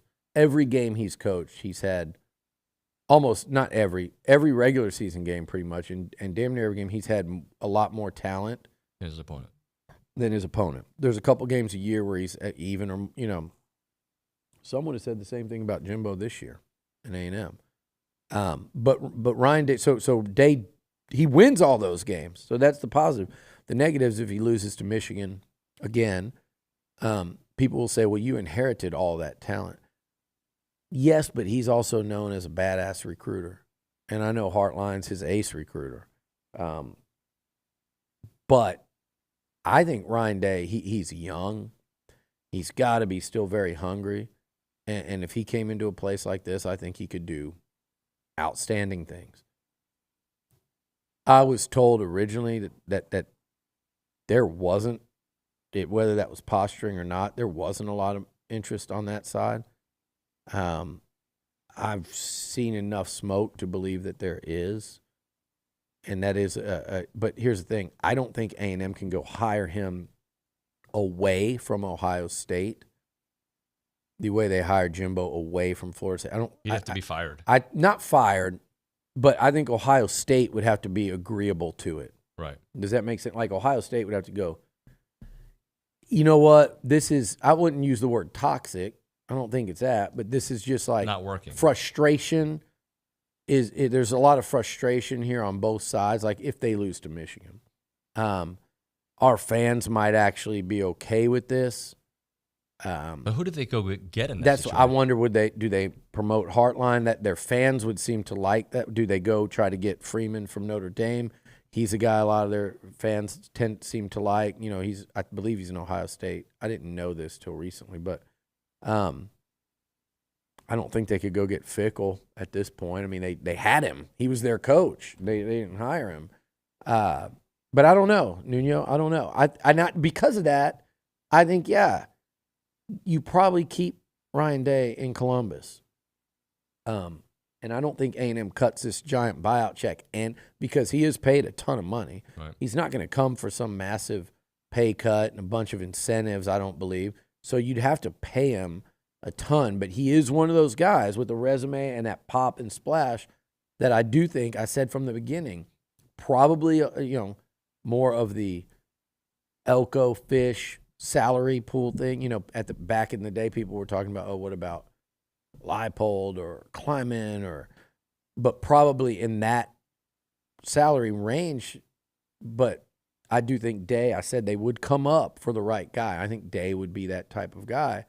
But I don't think they'd come up and do a massive buyout. So it would almost be contingent on what happens Saturday and how willing Ohio State would be to play ball, if at all. People might be listening to this that know how these things go and just laugh and say they would never do that because they don't have to. Right. But they might want to. They might want to, like, we're going to owe too much to fire him. Maybe we're not quite ready to fire him. But if he loses to Michigan next year, even if he goes 10-2, our fans are going to have had enough. Our donors are going to have had enough. This might be our only chance here to do this without having to fire and do what A&M had to do with Jimbo. Right. And so if one side wants, and so it would be quite interesting if that were to, that to me that's the only way though that one could come to fruition. Kalen but DeBoer? DeBoer, okay, I talked about him. David, I think it's no secret A&M has interest there, and I think you'd have to be complete jackasses. And by the way, the people doing this process are not. They're actually the opposite. They've been insanely thorough with this thing. Again, when you just hear the names like DeBoer and Day down to, I say down to, I just mean the ones of salary-wise, right. Down to, whether it's, again, I don't think the Kansas guys are still in the mix, but guys like Elko, Leipold, Kleiman, whether you're looking at Trailer, I'm talking about salaried guys and the programs they're at when I say down to. And I think they've kicked the tires on other big names as well. I mean, they certainly approached Lanning. They approached Dan Campbell. So, all over the place, very thorough. But when I say you'd have to be jackass not to go after DeBoer, like, he's a freaking stud. I had an interesting conversation. I don't know. Did I say this on air that somebody was saying when they coach against Washington, other schools in the Pac-12, when they coach against them, like their headsets are just real calm. They're real, they know what the offense, including USC, they know what Lincoln Riley and the offenses are doing. It's just is Caleb Williams going to get you. But when they play against Washington, it's like just pure chaos on the defensive headset. Just madness because they're just – it feels like DeBoer and I'm forgetting his name now, the OC. Grubb? Ryan Grubb. They're like 3 steps ahead. They know what you're going to do. They're ahead in the chess match, and it's just chaos. Interesting stuff, and it's why you're going, God, that'd be fun. That'd be fun to watch. That'd be fun to watch in maroon and white on Saturdays, and they are. There has been pursuit there. I just don't think it's been that reciprocal, but it's not because of lack of interest. I think it's because this guy's dialed in. Got a chance to go to the playoffs. A national title. Yeah. They might win a Pac-12, a Heisman, and a Natty. They really have a shot to do that. So I think this dude's completely dialed in. I think that's admirable. It's respectable. It might not fit A&M's timeline unless you know you're going to get him. If you know you're going to, or if you feel 95% sure you can get him. You wait. But I don't think he's engaged enough to make you feel that way. So it would literally be almost like a blind roll of the dice. I could be wrong. They could be 10 steps down the road there. I don't get that vibe at all. I get the vibe that DeBoer has kind of kept everything. I mean, he's probably completely kept it on, but even his representation kept everything at arm's length. And there's no way, I don't think, that you could feel like, damn, we'll get him if we wait. I don't think that's the feeling. And if that's not the feeling, unfortunately, how do you justify doing that? Maybe you could wait a week, maybe, to see if they even, if they were to lose to Oregon or lose this weekend. But if not, how on earth could you, if they're in the playoff, I just don't think you could do it. There's no way. You'd have to feel so good about making that higher because everyone else we talked about probably off the board. All right, we got to hit a break. When we come back, maybe a couple minutes on basketball since that game is going to start at 10 a.m. Got the McKinney brothers in the lobby, so we'll get them here soon. Right now, we're talking Costa Vida. It's the place to go to get your Fresh Mex on. You want some Fresh Mex, you go to Costa Vida there in South College Station. They're open all week, and the food is delicious. You can go in the morning and get a beautiful breakfast taco. I don't know if beautiful is the right word. A delicious breakfast taco. It's fantastic. You can go for lunch and get the quesadilla. You can go for dinner and get the enchilada. Whatever you're into when it comes to Fresh Mex, you should go to Costa Vida and check it out. You can pre-order online. You can order through the app, and they've got the margaritas made out of their agua fresca, limonada, strawberry, limonada, watermelon, you name it. They have it all out there. By the way, they're Aggie owned and operated. Holly does a wonderful job there. When you go there, say hi to Holly. She's going to take great care of you. The food's great. The atmosphere is great. And I just like where every ingredient matters, and that is the case when you go to Costa Vida.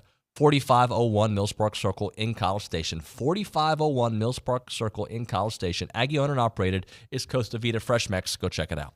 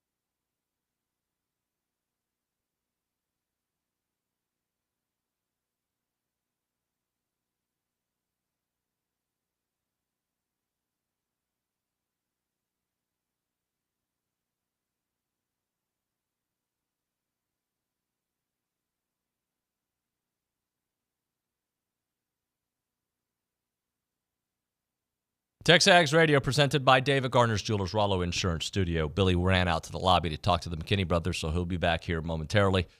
So basketball is going to start here, so hopefully you can kind of like listen to us and watch the game. We'll talk some football, but you can keep your eyes on the basketball game. Florida Atlantic, Texas A&M, 10 o'clock start. You can hear that on 1620 or on the 12th Man mobile app, or you can watch it on television. Either way, it's going to be a huge, huge game, and A&M still rolling.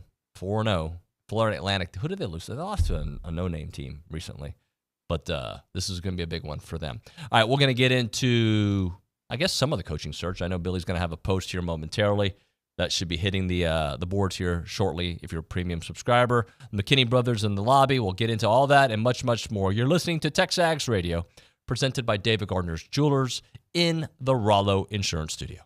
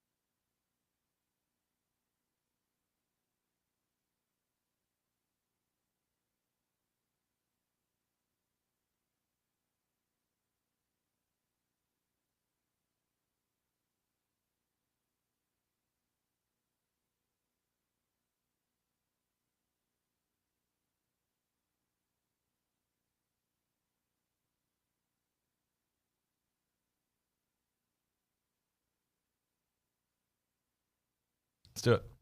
Hey, everybody. TexAgs Radio, presented by David Gardner's Jewelers, Rollo Insurance Studio. The McKinney brothers in studio. Happy Thanksgiving, guys. Happy Thanksgiving. Feeling a little bloated right now. Yeah, I've done Thanksgiving. I've done Thanksgiving with the McKinneys. It's an event. Is it fun? You get Luann cooking. It's an event. And really where I've really thrived is like a day like today, like the day after Thanksgiving. Oh, yeah. Because you do Thanksgiving with the family, and then you know that you can go visit Dr. McKinney and Luann, and you'll have a whole secondary Thanksgiving. In fact, not only a secondary Thanksgiving, you'll probably come home with food as well. Tertiary Thanksgiving. But I've actually done that recently because we watched Tech and Texas play on the Friday. Mm-hmm. So, hey, if we can for a moment, Henry Coleman and the guys going to battle here in a few minutes. Can we get that pulled up on one of these screens? We do need to have it. Yeah, I don't know if we can do that. Basketball team, man. If we can maybe get it on that screen, it'd be great. The NIL crew holding it together. A big win for that team that was awesome. Multiple reasons. Like, these games are also important. They're important that you win them, and Penn State was quad one, right? They're important that you win them, but they're every bit as important that you don't lose them, because of A&M's non-conference schedule beginning right now is just brutal the rest of the way. And you look, Memphis last night. Memphis in the last couple of days has beaten Michigan, and they beat North Carolina last night. They're going to be ranked. You see Virginia, obviously FAU, and then U of H is an absolute juggernaut right now. So massive games coming up starting right now. But you didn't get this shot if you didn't beat Penn State. So beating Penn State meant you got to play FAU, a team that was in the Final Four last year. So win or lose, that helps you to play that basketball game. And then also, it's you don't want, like a game like SMU the other day. They're a quality program, and you're going out there for a true road game. But that was a quad 3. You can't lose it, And so when you avoid a damaging loss, that's like double the win to me. And when you beat Penn State and you get them back for last year. That's the big thing. And I thought that was a tough basketball team, Penn State. Yeah. I thought the way they played, it was different than what we've seen under a new coach. They had new players. They had scorers. I thought that was a good test. And to win that at a neutral site and get revenge and set yourself up to play FAU, that's massive. And I think they would have beat Butler, but you set yourself up where Butler might end up being kind of a no-winner type of game, versus FAU, you win, in my opinion, either way just by playing it. So massive one yesterday, I believe, for Buzz and the program. And Henry and Wade, Boots came up big. I mean, that when it was 12-12, do you remember that play? I don't know I'm not Mr. Basketball, but that was an awesome play. Like, drove to the goal. God, you should have seen Seth playing basketball. Seth could shoot. I was down. I was battling Steve down low. Steve was better at basketball. You played it Clear Lake. Yeah. Seth was like, he looked like SpongeBob out there. Just a big square body. Hold on. Couldn't move very good. I was a post guy. I wasn't like a dribbler. I admit that I wasn't a dribbler. Didn't have a lot of had ball the little skills, like Lloyd Christmas haircut. It was horrible. Dude. He had a Lloyd Christmas. and I was like till high 10. school. I mean, give me a break. Got like a Centerville Lloyd Christmas too.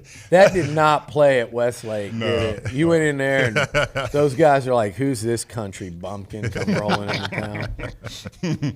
But. Seth could. He had you could. Had shoot a good it. shot. Yeah. Billy surprisingly has a good shot. Yeah. You know what? The lefty. He's a sneaky athlete. I feel like we should go play. Oh, nice. I think we should all go play. Let's go to the rec. We'll start our I haven't played in TexAgs 15 team. years, but I would do it for fun. There was a time where I wouldn't do it because I don't feel like I was in shape to move up and down the court. Now I could probably do that, especially if we played half court. Bro, basketball is such a different sport now. Like, I went and played a few years ago. Everything up and down hurts, the court man. for like 3 or 4 times. My legs were on fire. Yeah, I'd worry about I'm like, that. oh, I'm just not in shape. And then you're like all your ankles hurt. And then I sprained, and then I pulled a calf muscle. And I'm like, dude, I'm done. Yeah, done with I tried basketball. running up and down the tower over there at Traditions, and then I think I tore a meniscus. Hey, by the way, last question before we keep going with who's better?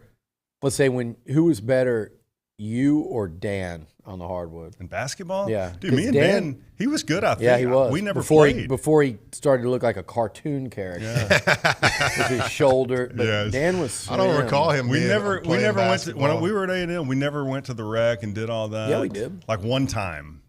I don't remember going playing Dan could- basketball. Dan I'll tell you who was not good. when I'll tell you who was basket, good. dunk. Randy McCowan was good. Yeah, Randy was the best remember one. he was good. Yeah. Randy was actually the best. Like, Wasn't Dat really good too? pretty damn I feel good. like the Dat was good, yeah. Dat would dunk on I feel you. like y'all were doing that after I left. Really? Like that summer or something. Because we didn't, that was not a thing for us. Yeah, we were like, when I was here. we decided to drift away from the bars and go. Like, what are we going to the gym for, guys? Gentlemen, how concerned are you about this A&M defense against this LSU offense? Oof. Man, You're really trying went right into trying it. to bring us in. I hadn't given that a lot of thought, to be honest. I'm not. I mean, I think that's the best matchup that we have going into this game is our defense versus What? Dude, have you not you seen like our offense? Have you going seen our against their- secondary? I mean, that is not a good matchup, dude. I think the way they throw the ball, the way we defend the pass, man, Yeah. we could be in trouble. I think. I'm not saying that. Can I go on the fence between y'all on this one and say Killing him over here. I think you're right, and I think you're right. I think here's my answer to that. Can we get a ton of? Can we stop the run? LSU can run the damn ball now too. Don't. Please do not forget that. The question is, how much different is this year's LSU team versus last year's offense? Night and day. Night and day. Other than you still have Neighbors and Daniel, but I mean, they run it better. Their O-line's better. Jaden Daniels is healthy, whereas he came in here last year on an ankle and A&M got to him. But if they can't get to Jaden Daniels and make his life miserable, they got to get after him. And if they can't, he'll kill you running. But more importantly, Steve's right on. Like that matchup. And I like Chappelle.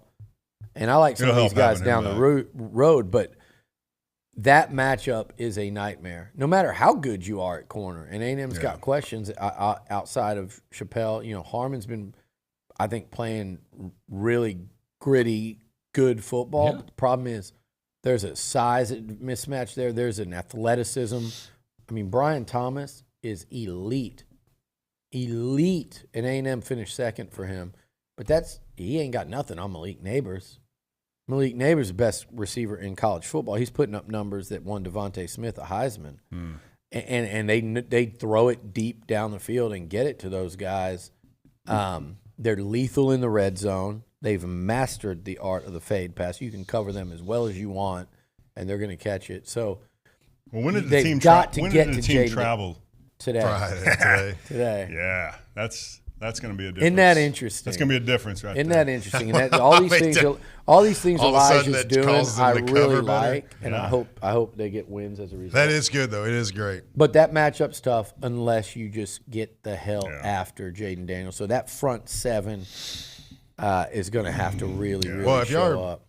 I think offense is going to have to score. Yeah, I mean that's what I'm trying to say. And they have been recently. And LSU gives up a ton of points. So Abilene Christian concerned me some. Yeah. That's kind of what for the Aggie offense. That's what I'm looking at. That wasn't like pristine out there at all. No, they did not. They did O-line not still look like had issues. Yeah. It was not good. Well, the A&M offensive line had issues leading into the LSU game last year, and somehow miraculously, you're right, looked like a whole different unit in one game. So you never know. Yeah. But I mean, I do agree with you. I mean, I think our defense does match up with them in the front seven, and I think that if we can run the football, get pressure, like you said, Liucci, that is going to help take some pressure off those cornerbacks. But if they get going and getting plenty of time to throw the ball downfield, I just feel like we're going to be in a lot of trouble. Offensively, hopefully we don't give them time. We got to run the football. Yeah, we have got to run the dang football. You got to help. You got to help Jalen out, and if you can run it, Henderson can run some. Yeah. I do think you can start to cause them some problems. I wouldn't be surprised if we saw a little more QB run game this week than we have the last 2 weeks. We're going to need it. Yeah, and it makes a difference. RP, I mean, when it comes to the running game, you talk about adding yards and giving the defense another guy to have to worry about. I mean, a running quarterback can make a lot of difference in the run game. It really stinks. And Jalen, I do like his willingness to chuck it deep. because these LSU DBs are bad. It is a bad. You think we're thinking about A&M secondary? LSU secondary is really bad. You just have Jaden Daniels versus Jalen Henderson, and that ain't no knock on Henderson. Henderson's starting his 3rd game of his career. Jaden Daniels will be one of 3 players in New York City for a Heisman. Yeah. So this A&M defense is going to have to help, and that A&M running game is going to have to help. And Ananias and Noah and Ja'Day Walker, Moose, the tight ends, Moose might be an LSU killer again. I tried to get him all gassed up 2 weeks ago about it, and he went out and he made some plays, had a 100-yard day. Maybe he's rolling into it. Moose is my guy. Like, I mean, you know, I think we got an understanding that he's got to go out there and kill LSU. But and you know, so. Well, I'm looking at some of these totals, guys. The Arkansas game with Arkansas is not a good team. Yeah. They had a chance to win that game. It was 34-31. Bama, who's got a defense similar to A&M, better secondary. But that game, LSU only scored 28 points. Florida did not. I think Florida gave up 52 points, but they scored 38 on LSU. Yeah, without being an explosive offense. So I see a path offensively to keep up with them. Well, Ole Miss, you know, lit them up. And, like, I've watched Ole Miss all year, man. At their peak, their offense looked good against us, but it was against literally – we didn't have anybody with your 3rd and 4th or 4th and 5th corners with 0 college experience, essentially. And there was a stretch of that game where they weren't – you know, it took a Herculean effort from their receiver in Trey Harris. Ole Miss's offense is not unstoppable. We saw it last night. It's not unstoppable on any level, and they went through LSU like water. 55 points. Heck, who else? Jeez. Auburn. No, LSU lit Auburn. It was Ole Miss that struggled with Auburn. But point being, this defense is for LSU is it's not historically bad, but it's up there as one of the worst. Do you think that we reserved any of our offense versus ACU? Like, that was a given. We didn't want to throw any wrinkles in there with it being 100% Petrino. Do you think that we held back because it wasn't an impressive offensive performance and it looked like nothing had changed? So I'm sitting up there going, well, I guess it really was Petrino's offense, or was he holding back? You know, that's kind of my Well, you guys theory. tell me, because how hard is it? Like, how hard is it to completely flip an offense with a quarterback that's played 3 college football games? Yeah. I agree. I mean, I understand. So I don't know. I don't know the answer to that, but I don't know how much you really can do in this short amount of time with such an inexperienced quarterback. Yeah, I mean, the difference when you get into a quarterback like that, there's such different styles between him and the other 2 that we've had, right? So you have – it's not like you have a different playbook, but you also have a different set of plays that he's more comfortable or more suited to. Yeah, plays you can't call. And you look at the ACU game, Seth, I mean, to me it looked like they only did what they needed to do. Yeah. Right? You know? I mean, and that's understandable. They weren't calling plays that they had to because they had to beat certain defenses. They were just like, you know, just run right, run left. I bring this up because it was what happened last year, the UMass game. A&M's offense, and I know weather played a part, did not look good. They did not look good in that game. Yeah. And then a week later, they showed everything. Like it was a different team. You're not going to show much against teams like that because you don't have to, basically. It should be fun. By the way, just to give a quick update, this game is going at a frenetic pace. A&M leads Florida Atlantic 14-13. So just early. We like a picture-in-picture somewhere. We're going to try to get that. Yeah, we're going to have to here get in the Nick to get us a TV here. Where have you seen? Okay, you mentioned the line being an issue. Where the offense, though, over the last month has been a much better offense. What have you seen from the offense that after the Tennessee game, they've been scoring 30 points in every game they've played? They just, to me, they've started slow. It's like that is our offense. They start slow, and then they get better. But, I mean, like against LSU, you don't have time to do that. I mean, it's going to be out of hand on all that stuff. So you've got to start early, and it's possible to do that. It's like the offensive line issues are something that are just mind-boggling to begin with in that early parts of games. And if they can just come out and come with a mentality like they do later on in games on play one, then they're going to make their best effort to beat LSU. It's going to be very tough, especially on the road. I don't think I've ever seen – this offensive line has played well at times of late. I don't think I've ever seen an Aggie offensive line like miss more guys Slide clean. protection? Yeah, I've never seen it. And it's like if you could just eliminate the mental or overcommits or like guys that just come through unblocked and just let guys get beat when guys beat them. Mm-hmm. I think this entire you've got you still have Jimbo Fisher as your coach. B, you've got an entirely different looking season, like in trajectory. And the more I think about, like, we've seen them play well at times, and it's just like, but they'll play well for a stretch and then give up a disastrous rush, and then there goes your quarterback for the year, or there goes that key drive, or like A&M's trying to go down and score and tie the game, and there's it's just been. It's hard to put brutal. an exact finger on it, but just when you watch them play at times, you can tell there's a lack of communication, not only between the offensive line, but the offensive line and even the quarterback. You don't see a lot of changing protection, shifting, which guy you're going to go to and stuff. And even when that happens, it seems like it doesn't get communicated because then you see a guy come free. Did you see the play the other night where Jason Kelsey, by the way, great documentary for you two to watch, I think. Have you watched it? I haven't. Yeah, I'll check it out. Amazon Prime, or Prime, whatever the hell you call it. But it's watch it. It's good, especially if you want like football, family. Kind of takes you through that whole. What did he do? last Did he season. pop out? I mean, you got me. The other night, what he did. he's like basically arguing with his hand on the ball with Mahomes, who's a Hall of Fame, or not Mahomes, Hurts, Super Bowl quarterback. He's basically saying, no, we're not changing to that. And he's like, and he's arguing with him while they're at the line of scrimmage. He's like telling him, no, this is, he knows communication between both. Experience, the position of the safety, this, that, and the other. You're like, no, that's not. It can't happen. There's, you know what I mean? Like if the safety is in certain positions, they're like, it's what's happening. Mm-hmm. They're going to tell you what is going on in a game. Yeah. And the best ones are the ones that can hide it the best. And then you've got the other teams that don't trust their safety enough or whatever.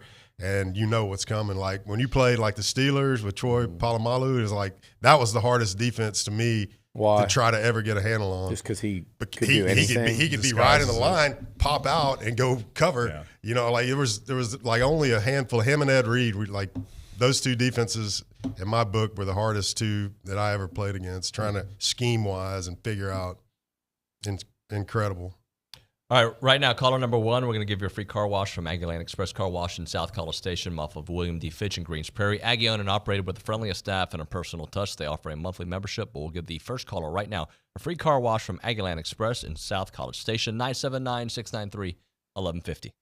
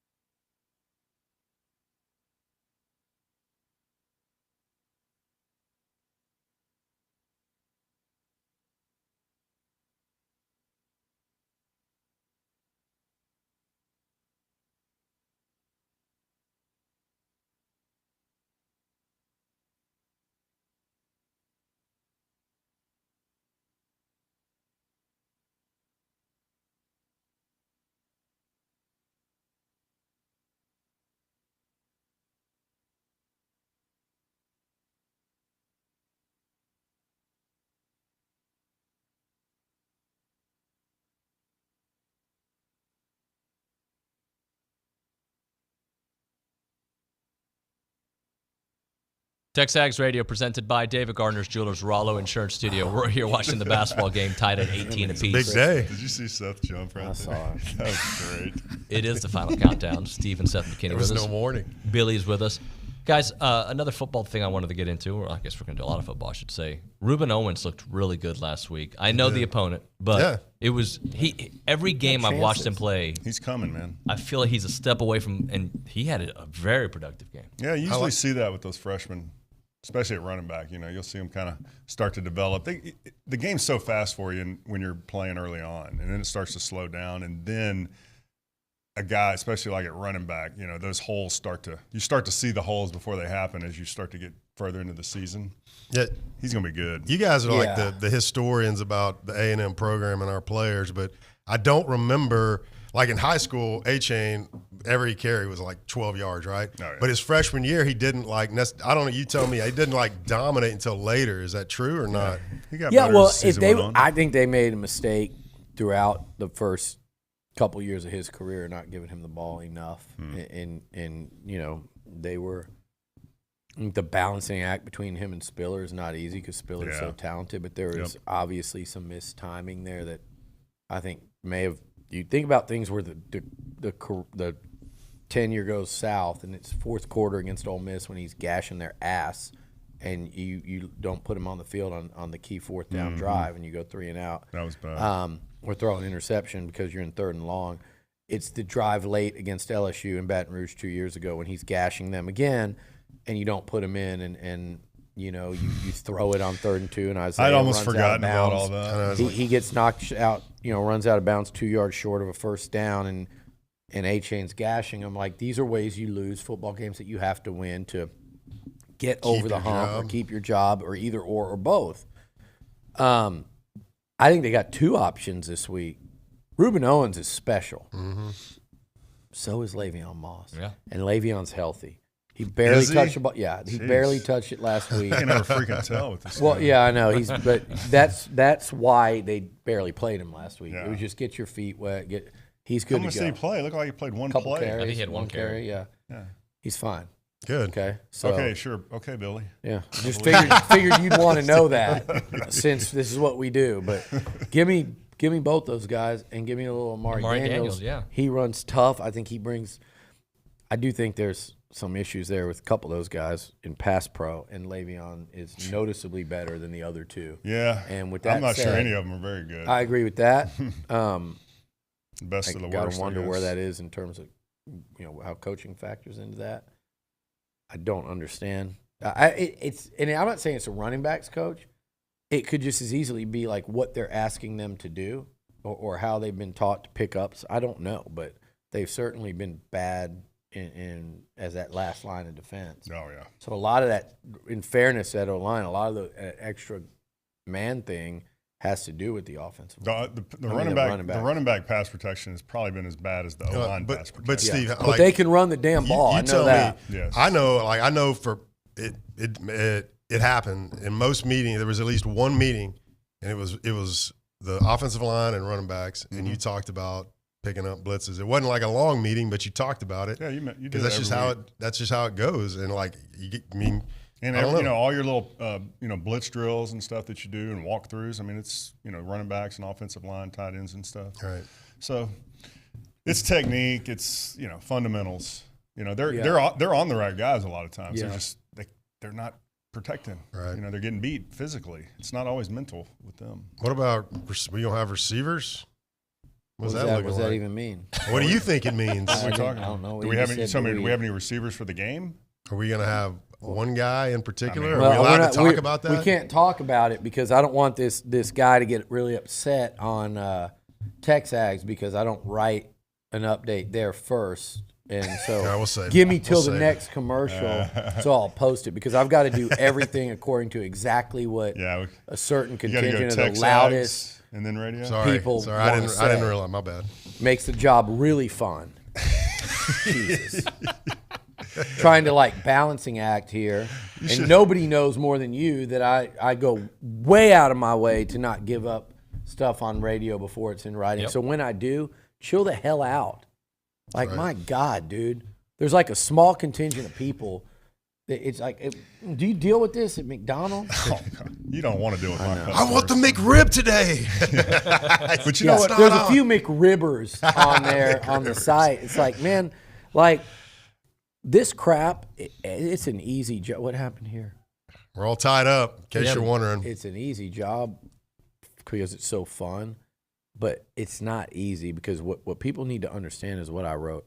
On this coaching search, I'm trying to do what's right by the subscriber and the fans first, and my approach to covering these type things and what I believe is right versus not jeopardizing the search for your football program. Yeah.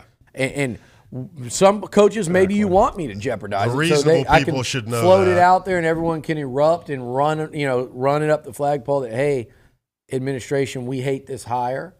But my goal is to not ever interfere and screw up a process or what Texas A&M is trying to do. Of course. And Whether you've it's a always, head you've always coach, been great at that. I like this whether it's process, assistant by the way. coaches, that is my number one goal is to not screw it up for Texas A&M and you. Yep. Then from there, I go with the reporting of it. I think this whole search has been Get ready. We got a good coordinated update coming. very well. We purposely avoid some topics on this show to put it on I mean, there. there are 99%. What's the people difference? It's just What's the difference Steve. if you put it on TexAgs, you say it on TexAgs radio? I mean, to me, it's all the same. Why is it different? What do you? Come on. Look, well, I'm not. Because it's premium. Because they're Yeah, I mean, they there think does they need should to get be a it first. premium, but I got the premium is far outweighs what goes on in this show, and I mean, you have been lacking a little bit with your updates. I mean, for people like you. Oh man, where's his sock? What's his sock? Yeah, I knew Seth's back in the day. I don't know yours. Oh, I don't have a sock. I need one. Sorry, your insults are flying right over my head. I'm too dumb to have a sock. I'll go in there and post my real name. People think I have one. I'm like, dude, you think I have time? Like, if I had a fake account and was posting on it, you know what a distraction that would become in my life? Like you said, like I have a hard enough time just keeping up on my own with the content and the radio and the being an owner of the business and having a life outside of this, which you won't let me have. Even my friends like just grinders. Over I have here. not grinded you. Who we hiring? Who we hiring? Who's it going to be? Come on, yes. man. Oh, so that's a cheap shot because Steve and I have been very, very tame. Very responsible. You have. How have I not? How do you think he has? I don't know. How I are you can't. talking I was about, speaking dude? for myself. Come on, man. I know you one know. time. Just tell me.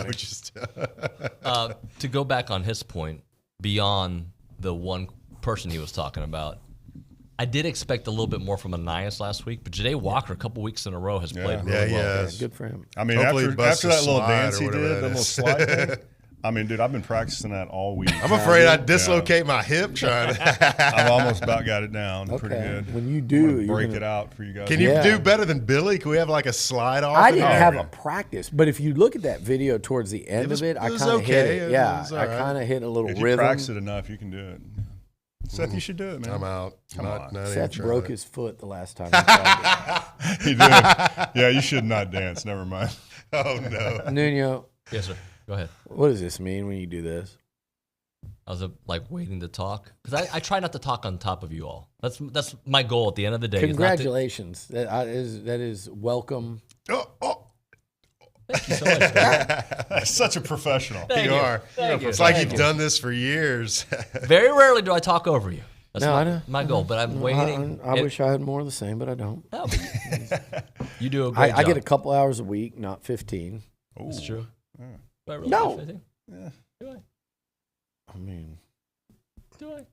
It's your Nope. soapbox, dude. Do you Yeah. need 15? No. we can do a 2-hour show. You got but- 15 hours of. Nuño, stuff I'd to be talk happy about? to double your workload.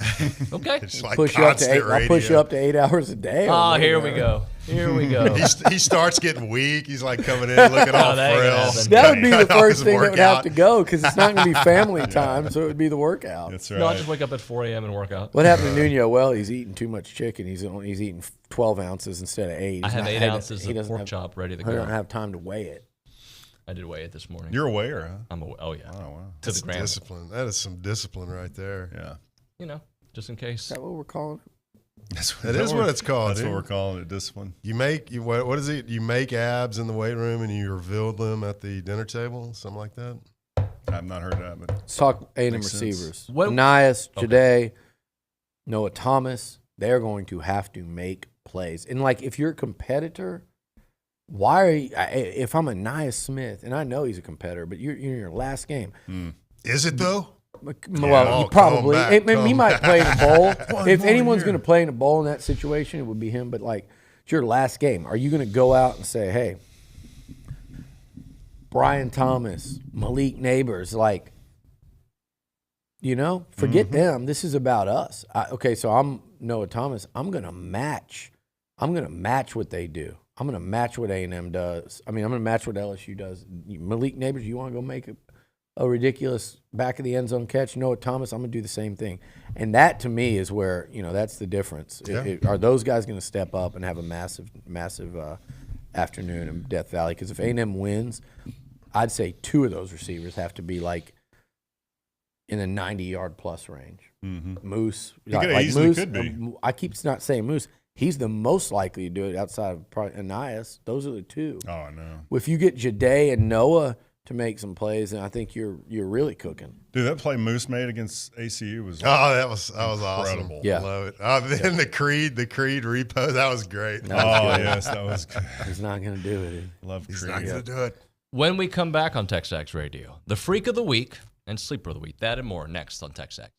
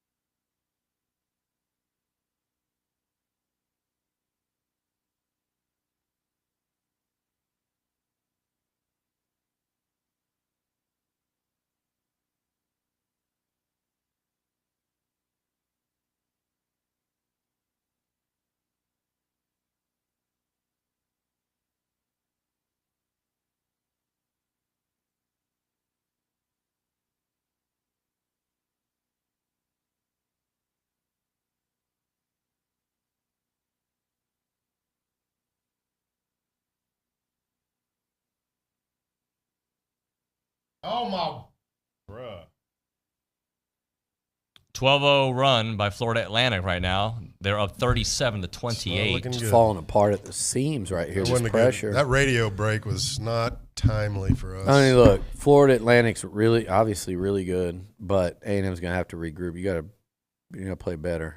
Then they will. Look, if there's a team capable of gritting it out and coming back, but I think FAU looks like they're hitting some shots here. 2 turnovers in a row. And you're turning the ball over. Oh, wow. Another 15-0 run. 5 points on 2 turnovers in a row. That was. You got to take another timeout here. A bit of a dagger. Buzz. They're hitting shots. They're playing defense, playing at their pace. Yeah, that's the problem. I think is there's like a quick three, but they made it. But a quick three there. I don't like that. I like it. I don't like it long term, but if somebody's going to do it, it's Wade Taylor, and if somebody's going to bring you back from this, it's got to be. I think it's got to be Wade and Boots. Now let's get a quick strike. So we'll see. Lot of basketball left. Come on now. Keep it under double digits, please. A lot of basketball. I mean, look, you say that, and you're right. I'll say you're down 9 with how much time left? 5 minutes, 17 seconds. Why can you not cut it to a 2 or 3 point deficit at halftime? You can't outscore a team by 6 in 5 minutes. So absolutely. Well, let's go. I mean, I'm. It's a long game. Let's go now. They got to defend better. That's for sure. And I don't like the way they really defended yesterday either. I didn't either. Freak of the week time, ladies and gentlemen. It's the freak of the week. I'll go ahead and lead us off. Let's go. I think the guy's been the best defensive player we've had all year, and I hope he wins some kind of great award. But I can't wait to see Edgerrin Cooper go out and have a great game on Saturday. I'm excited. Edge Cooper, good one. Interesting pick. And by the way, not that we haven't talked about this already, but a lot of prayers to Edgerrin Cooper and his girlfriend's family. I know, Seth, you've got a family connection there. Yep. So just a tragic event in his life and their family's life. So yeah, very sad. He'll be playing with a heavy heart. There's no doubt. But my freak of the week this week is going to be Moose Muhammad for obvious reasons, based on last year and last week. And I feel like he probably mentally feels like he's got a new lease on life. So I'll go Moose on that one. I'm going Ruben Owens. Nice. Yeah, I like it. I think Ruben. I think they're going to run the ball pretty well this week. I'm not going to call for the 100 yards, but I'm going to say 85. Okay, I'll take that too. I think he. Just waiting for him to just bust that long. I know, right? He's got it in him, man. So close. I guess their longest run of the year was Mari Daniels against Auburn. Yeah. They haven't. That was it. Le'Veon had a long one or two, like 30 plus, but they haven't had much at all in the way of.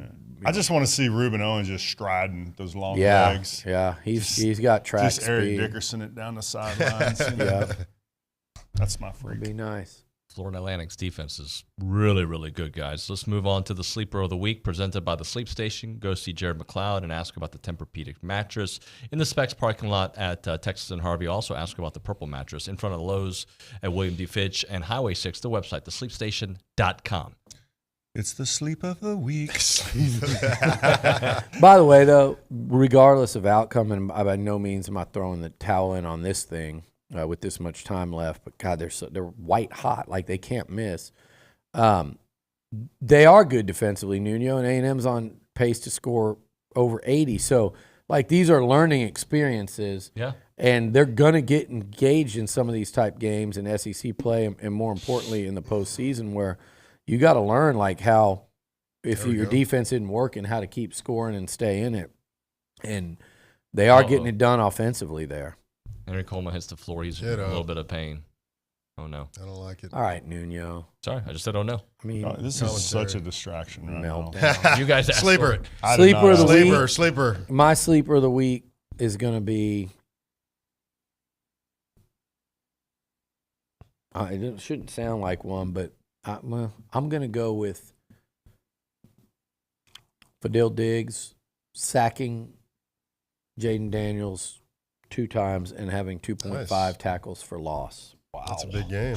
I tell you what. Very specific and big radio, game. but we'd love to call you back at 11 since this is the 4th call.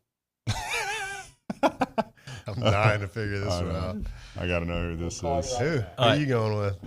Sleeper of the week. Oh, my goodness. I'll go then. I'm going with the offensive line. They've had restless sleep all year.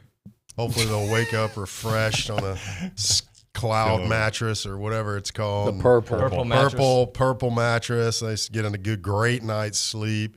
You get some mental clarity and focus from play one. I hope they get a good go night's out sleep. And I wonder dominate. what kind of beds they use in Baton At least they're not Rouge. in the hotel room for 2 nights. 2 nights in a crappy bed. That's true. I guarantee you they don't have purple mattresses. Can you imagine 2 nights of Baton Rouge, bad Courtyard sleep, Marriott. bad food, like hotel food? Those hotel I think hamburgers. they bring their own.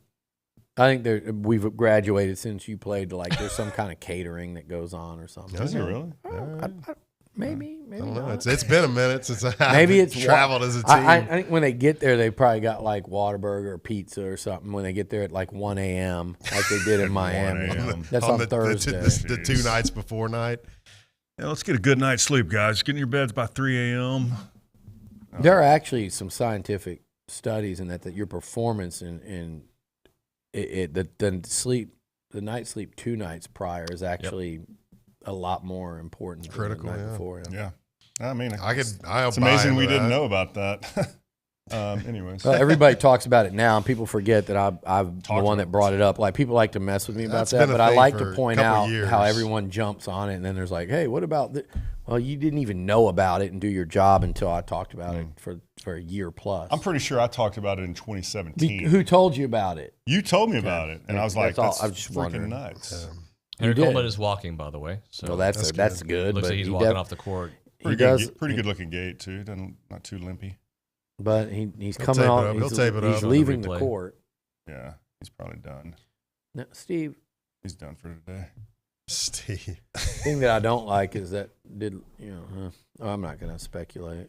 All right, let me get my sleeper pick. They need him, man, and with no Marble, a little bit of an and as ankle. good as he's been playing, I mean, this is an absolute must for Henry Coleman to be back out there. All right, I'm going sleeper. Can I pick Noah Thomas? You can just pick whoever you want. Whatever the hell you want. Yeah, I It's mean, your radio he has been show. kind of a sleeper. Noah Thomas should make. be a good Noah game Thomas needs to have a 100-yard game in this thing, and really elevate and like I said, be that guy to say, "Hey, my future is as bright. I'm going where those guys are right now." And this is a chance for a breakout game, much like Moose had last year before he, was restricted this year. Don't look now, boys. Seth? What? I can't commentate? He just jinxed him. No, not in the way you just did it. Can I give you guys a name that probably isn't a huge sleeper per se? Seth factor. Go up. Max Wright. Okay. Just a name to consider. Would love to see him have a big game, his last regular season game. Last regular season I'm game. on He's board played with really that. well this year. I know the team would rally behind. I love what Max has brought to this football team. I do too. But I'll take you one step further. Okay. And I'll say Max and Jake. Okay. The 2 tight ends. The 2 tight end set. Jake Johnson watched a lot of LSU football, watching his brother Max play quarterback, and I think he probably would love nothing more than to go down there and have a really good football game. And I believe he was committed to LSU for a long time. Yeah, he was. And so how's Mac? This will be a big one. This will be. How's a big his brother one doing? He recovering from his broken ribs? I would hope he's recovering. It's like life-threatening rib. Is it healing? I think he'll. The bowl game would be interesting. Yeah, to see. it would be. But you're not going to see him on Saturday unless everyone's keeping a really grand secret from me. But I can't imagine. Suppose I could ask. I bet he wants to play in this game pretty badly. Oh, I know it sucks. It sucks. When we come back on TexAgs Radio, the final pick 6 of the regular season, we'll do one for the bowl games. We'll get to that. This is the regular season championship, though. So do we do that? Do we separate it? We should be. Oh, because you're in first place? Yes. Yeah. I disagree. Yeah. Well, it doesn't matter. I think we'll just go with the rules we've always gone. got. Picking bowl games is such a crapshoot. Yeah, because no one plays. Exactly. Yeah, it's tough. Well, we can take a vote here when we come back on TexAgs Radio. Yeah.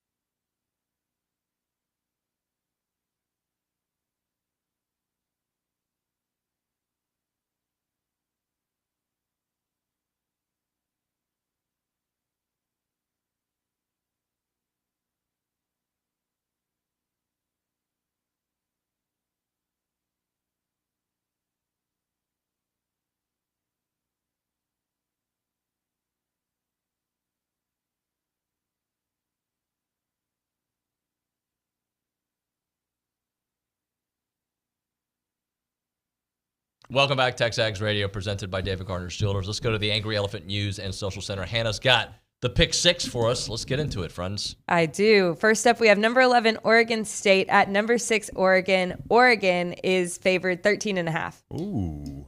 Big That's spread. interesting. That is. Big Seth. I'm going with Oregon. That's a big spread, but I'm going to Oregon. I'm not going to just believe that Oregon State They beat them last year. I don't care, Billy. We're trying to doesn't influence care. me. Okay. I'm going to go ahead, Steve. No, you go ahead. I'm going to go Oregon as well because I've never really liked Ungalele as being that good. And it's at Oregon, and I think they do have revenge in mind after last year. And Oregon State's a tough team, though, but I like Oregon to cover and win in that one. I have Nuño, would you like to give me that give up stick you just waved on the basketball team? Because I like to take it and give up my chances at this year's pick'em. So I will take the stick from you for now and say I'm giving up, but I'm going to try to go down swinging. You know we didn't get your picks last week. Last week we didn't? That's right. You guys suck. No, you left. You know what you do when you do that? You go with consensus. I left because I had a life to lead. Yeah. Outside of your pick. My understanding is they tried to get you several times in the lobby. That's what I was told. In the lobby. Okay. Yeah. Like I said, man, these guys, do you know how much they wear me out with minutia? Just give them 3 and 3. Those That would of be you his best listening, week yet. People know that sitting there know that when I walk out of that lobby, it's like a gauntlet you're running. Who's that? Henry Coleman walking cheering back, but him. he's got warm-up shirt on. It is a gauntlet that you have to run to get out of here with Minutia Mark, Minutia Mike, Minutia Mary, The Minutia Lounge Lizard. Matilda. You got the Lounge Lizard, Dalton. Hey, how many parking Look at spots? this. How many parking spots? Down 2. I'm way more concerned with Coleman right now. Why? Maybe they're just saying you're not going back in until second half. Well, the guy can't put on a shirt. He's just walking back out. He's got his warm-up shirt on. Okay. I like He's that. moving around pretty good. That looked like a guy that plans on. All right, who did you take, Nuño? In the Oregon State-Oregon game? Yeah. I took Oregon. Yeah, I'm going to take Oregon also. All right. Next up. Nuño gave up, and it's a 2-point game at the half. I never Good job, gave up. Nuño. Did he give up? No. You gave up. I was. don't You care quit what trying to happens. flip the script. Hey, no I matter said what I'm happens in this game, He literally said word for word, they're about to get run out of here. No, that's not at all what I said. I said it is a. Let's dial that Play up. the tape. I said it is a long game. It is a I didn't long say a word. game. I've been watching. You may have said that also. Yeah. A lot of hedging There's going a lot on of here. hedging. We got to go play. I need a replay of. Well, the we whole can do that all day. It's Yes, luckily it is recorded on 3 recorded, different places. thankfully. Love it. By the way, if you're listening on the Zone, thanks so much. Keep it on for Louie. We'll have it on YouTube, continuing through really, at though? TexAgs.com. I don't know. I'm supposed to be nice. I'm going to listen to Louis today. Okay, let's go to the Angry Elephant News and Social Go Center. to the Angry Elephant here on KZNE. News and social. The Zone. Thank you. All right. Next up, we have number 2, Ohio State. At number 3, Michigan. Michigan's favored by 3.5. I'm going Michigan here. Mm-hmm. I want them to win badly. Run him out of there. Ryan Day comes racing to College Station. I'm actually going. I'm going Michigan as well. Although, man, I want all my options on the board, Billy. I'm that sorry. no Harbaugh I'm sorry. thing, I'm a fan. in my opinion, that is affecting them. There ain't no doubt. But I'm gonna go. I'm gonna go Michigan. I haven't liked Ohio State's offense this year. Man, You got Marvin Harrison Jr. He's got like 4 games where he's had 30 yards or less. That's how. How is right. I agree. I am going to take Ohio State on this one. Okay. At home, both undefeated. They've lost 2 in a row. I'm assuming the players are like ready to win this one. Miss Hannah? All right. Next up, you have number 8, Alabama at Auburn. Alabama's favored by 14.5. I think Alabama's just going to take it to them in this. I could see them winning by like exactly 14. Okay, so you're going Auburn. That's what I'm wondering. So that would mean Auburn would cover. Yep. I mean that's how math works, Steve. Well, dude, I don't gamble. I mean, I am leading this competition. Did you win last year? I've won it several times. Last year included. If you look at your record, I would still advise not to gamble. I don't plan to. I advise all of us not to gamble. No, let me have Alabama. He's above 500. Yeah, I am above 500. I'm going to go Alabama. It's going to be an absolute just. I would have lost. What do they call it in Tuscaloosa? Joyless murder ball. That's what that's Joyless about to be. Murder Ball. Good documentary, by the way. Continue on, That's please. a documentary. Murder Ball is, yeah. All right, continuing on. Number 5, Florida State at Florida. Florida State's favored 6.5. At Yeah, they don't have Florida. their quarterback, right? That's Neither kind of does scary, Florida. dude. That's a scary I'm going to one. have to pick Florida State to cover this. Who's their backup quarterback, Seth? The kid that was doing TikTok dances. dances. That's all I know. What? I don't know. He's just doing TikTok stuff. Is it the what was that? Oh Did my that used to be called the Nene? Is he any good though? I mean, do we know anything The about gritty. him? Really? It What do you wasn't know the about him? gritty? I don't know anything. What am I? I think it's the name what you just did there. Yeah, that's a name. You got to get like your back. That's the into name. it. Yeah. Back into it. Did y'all see Billy doing his little dance out in the Yes. hall? We did. The Okay. slide. He said at the end of it, I finally caught a little bit of a flow. It was rough at first. Shoes weren't helping me. No. What about their backup quarterback? What do you know about him? I need some quit insider trying to get information. all Just stop specific. it. Just Just make the pick. pick. He ain't. This is a big pick for me. Look, Billy. he is not. I've got a one-game lead. He is not Florida's Jordan. backup, He's not too. Jordan Travis. Graham Mertz is out. He wasn't Oh, any he's good out anyway. too. All right, give me Florida State. I'm gonna go Florida to cover, Look if at not win. He's trying to make that. Somebody's down. asking on the YouTube page, what happens if Norvell loses this game when it comes to... He's not leaving Florida State. Okay, that's it. Then we hire him. Yeah. Basically, if He's he not loses, we win. Everyone that loses a game this weekend is eligible. Come on down. They're in the candidate pool. Hannah. All right, next up, number 25, Clemson at South Carolina. Clemson's favored 7.5. Man, I don't. Just got a text from Zane grinding. Update on your story. I told you we'll put it out after the show. Update posted. Grinder alert. I don't know. We need man. a siren. I guess I'm gonna go. Grinder alert. I'm Grinder gonna pick alert. South Carolina because I've picked way too many favorites. So South Carolina. Where is it at again? At South Carolina. Oh, okay. All right. You know what? Give me South Carolina I'll also. say, that's great, Steve. South Carolina. I'm going. Just trying to prevent Trying you to from. stay sucker free over here. I'm going Clemmy. Clemmy. Dabo has Mailed it in. no. They've had a they've good kind of run. rebounded the last couple weeks. Yeah, they've looked pretty good. I'm going with Clemmy to This go is strong. 8-4. Now let me ask you South about Carolina. They suck. Let me I ask know you they something about do. I South just Carolina though. had Do to they make a have change. all their starters are healthy? Quarterback. I mean, I don't know if everyone, but Spencer yeah, Rattler. and Their and- best receiver. and, yeah. You know Leggett. when I hear Spencer Rattler, all I hear is Gus Johnson from calling the OU game back in the day. I and can't just stand screaming Johnson. Spencer Rattler. He So seems forever, that's all I ever hear is the screamed version of Spencer Rattler. Hollywood Brown. No, he was probably before that. Anyways, Maserati Marv. Him and Klatt just. I can't. I wish that coverage Brand of of college cover- football would yes. just go away. it's Yeah. too much.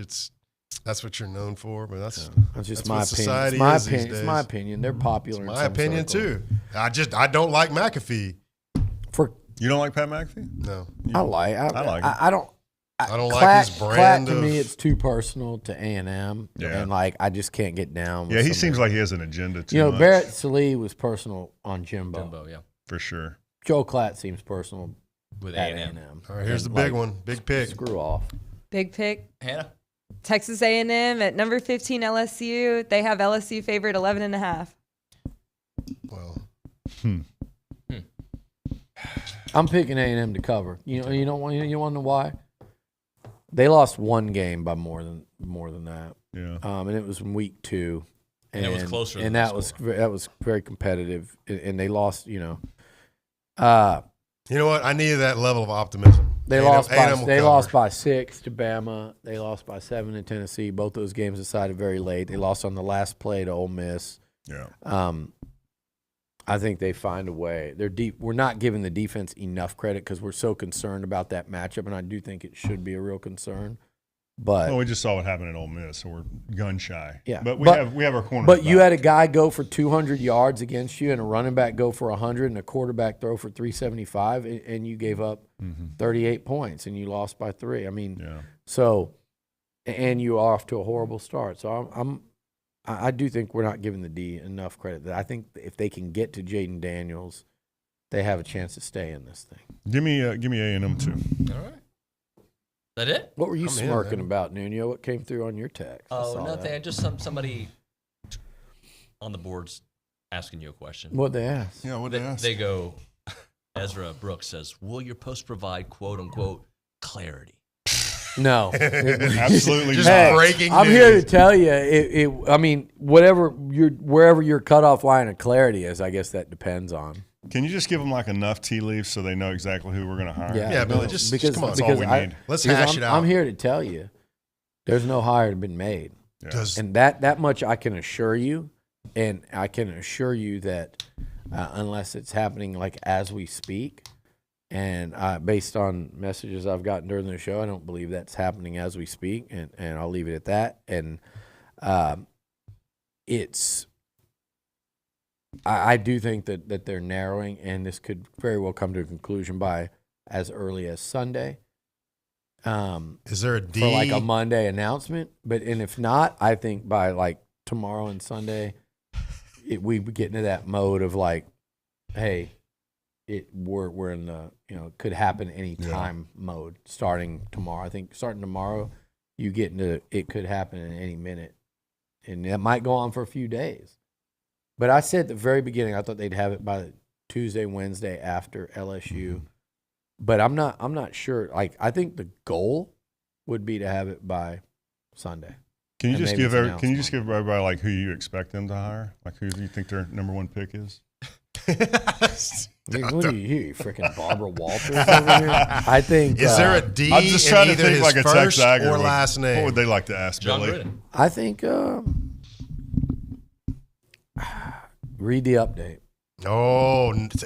I still don't say who the most. Let's end the likely, but show I right think- there. I just still go through a lot of like Tier 1, Tier 2, Tier 3. Tier 1, Tier 2, Tier 3, and I'm looking at like the names that have come up and the possibilities and what A&M's really looking for. And if I was still betting my hard-earned money, I would bet. Odds-wise, I would say, like, if I was setting odds, I'd go Elko, Day. I'd go Elko, one of the candidates I mentioned, Day, Fish, as the guys I'd put on the hot board right now. I mean, that's pretty good. All those are pretty good names. I think people are sleeping on Elko a bit. I think people that underestimate like Fish's potential don't know. Like Steve said, he'll be a real relatable guy with the players. Mm-hmm. Work well with NIL. Yeah, like be someone that would Quite a resume. Yeah, I mean, I personally like both those hires.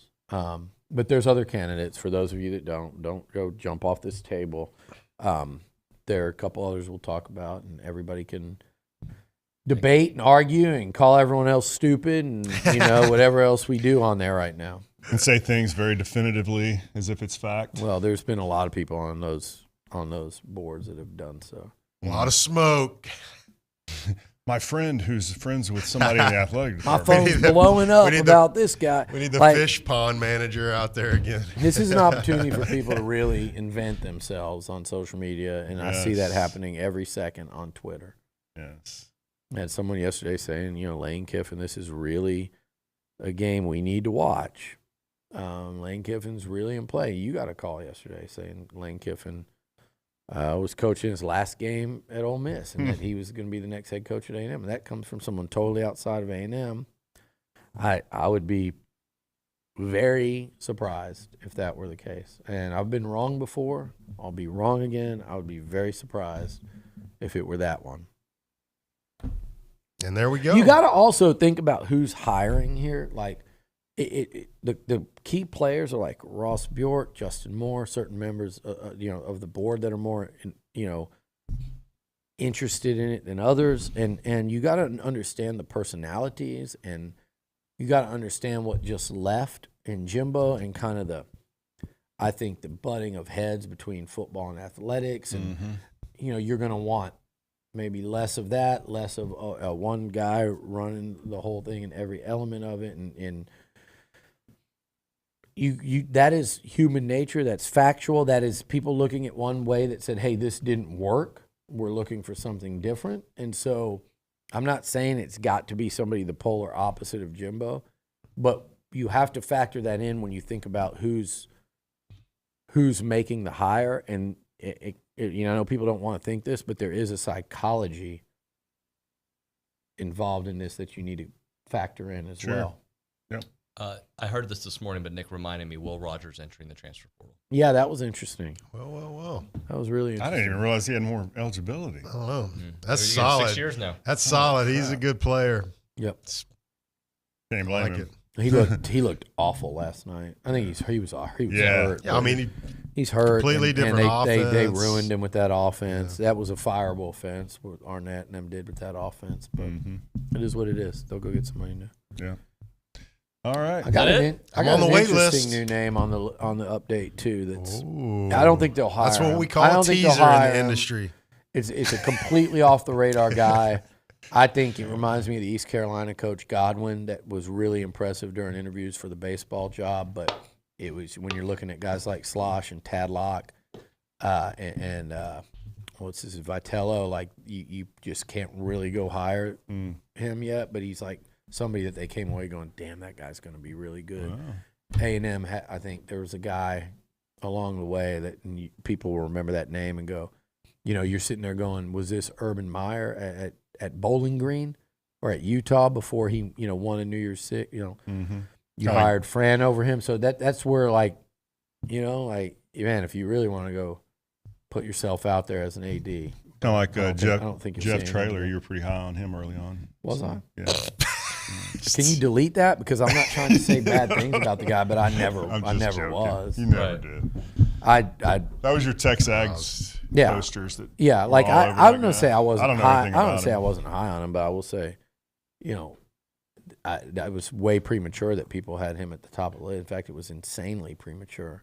And then people, I thought that's who we were They hiring think for a someone's minute. at the top of the list, and then they just bury the poor guy. It's been quite a journey. It's like you I've don't loved want to be reading at it. the top of the list Yep. with the fan base because they'll just find reasons why They'll rip you apart. shitty hire. Yeah.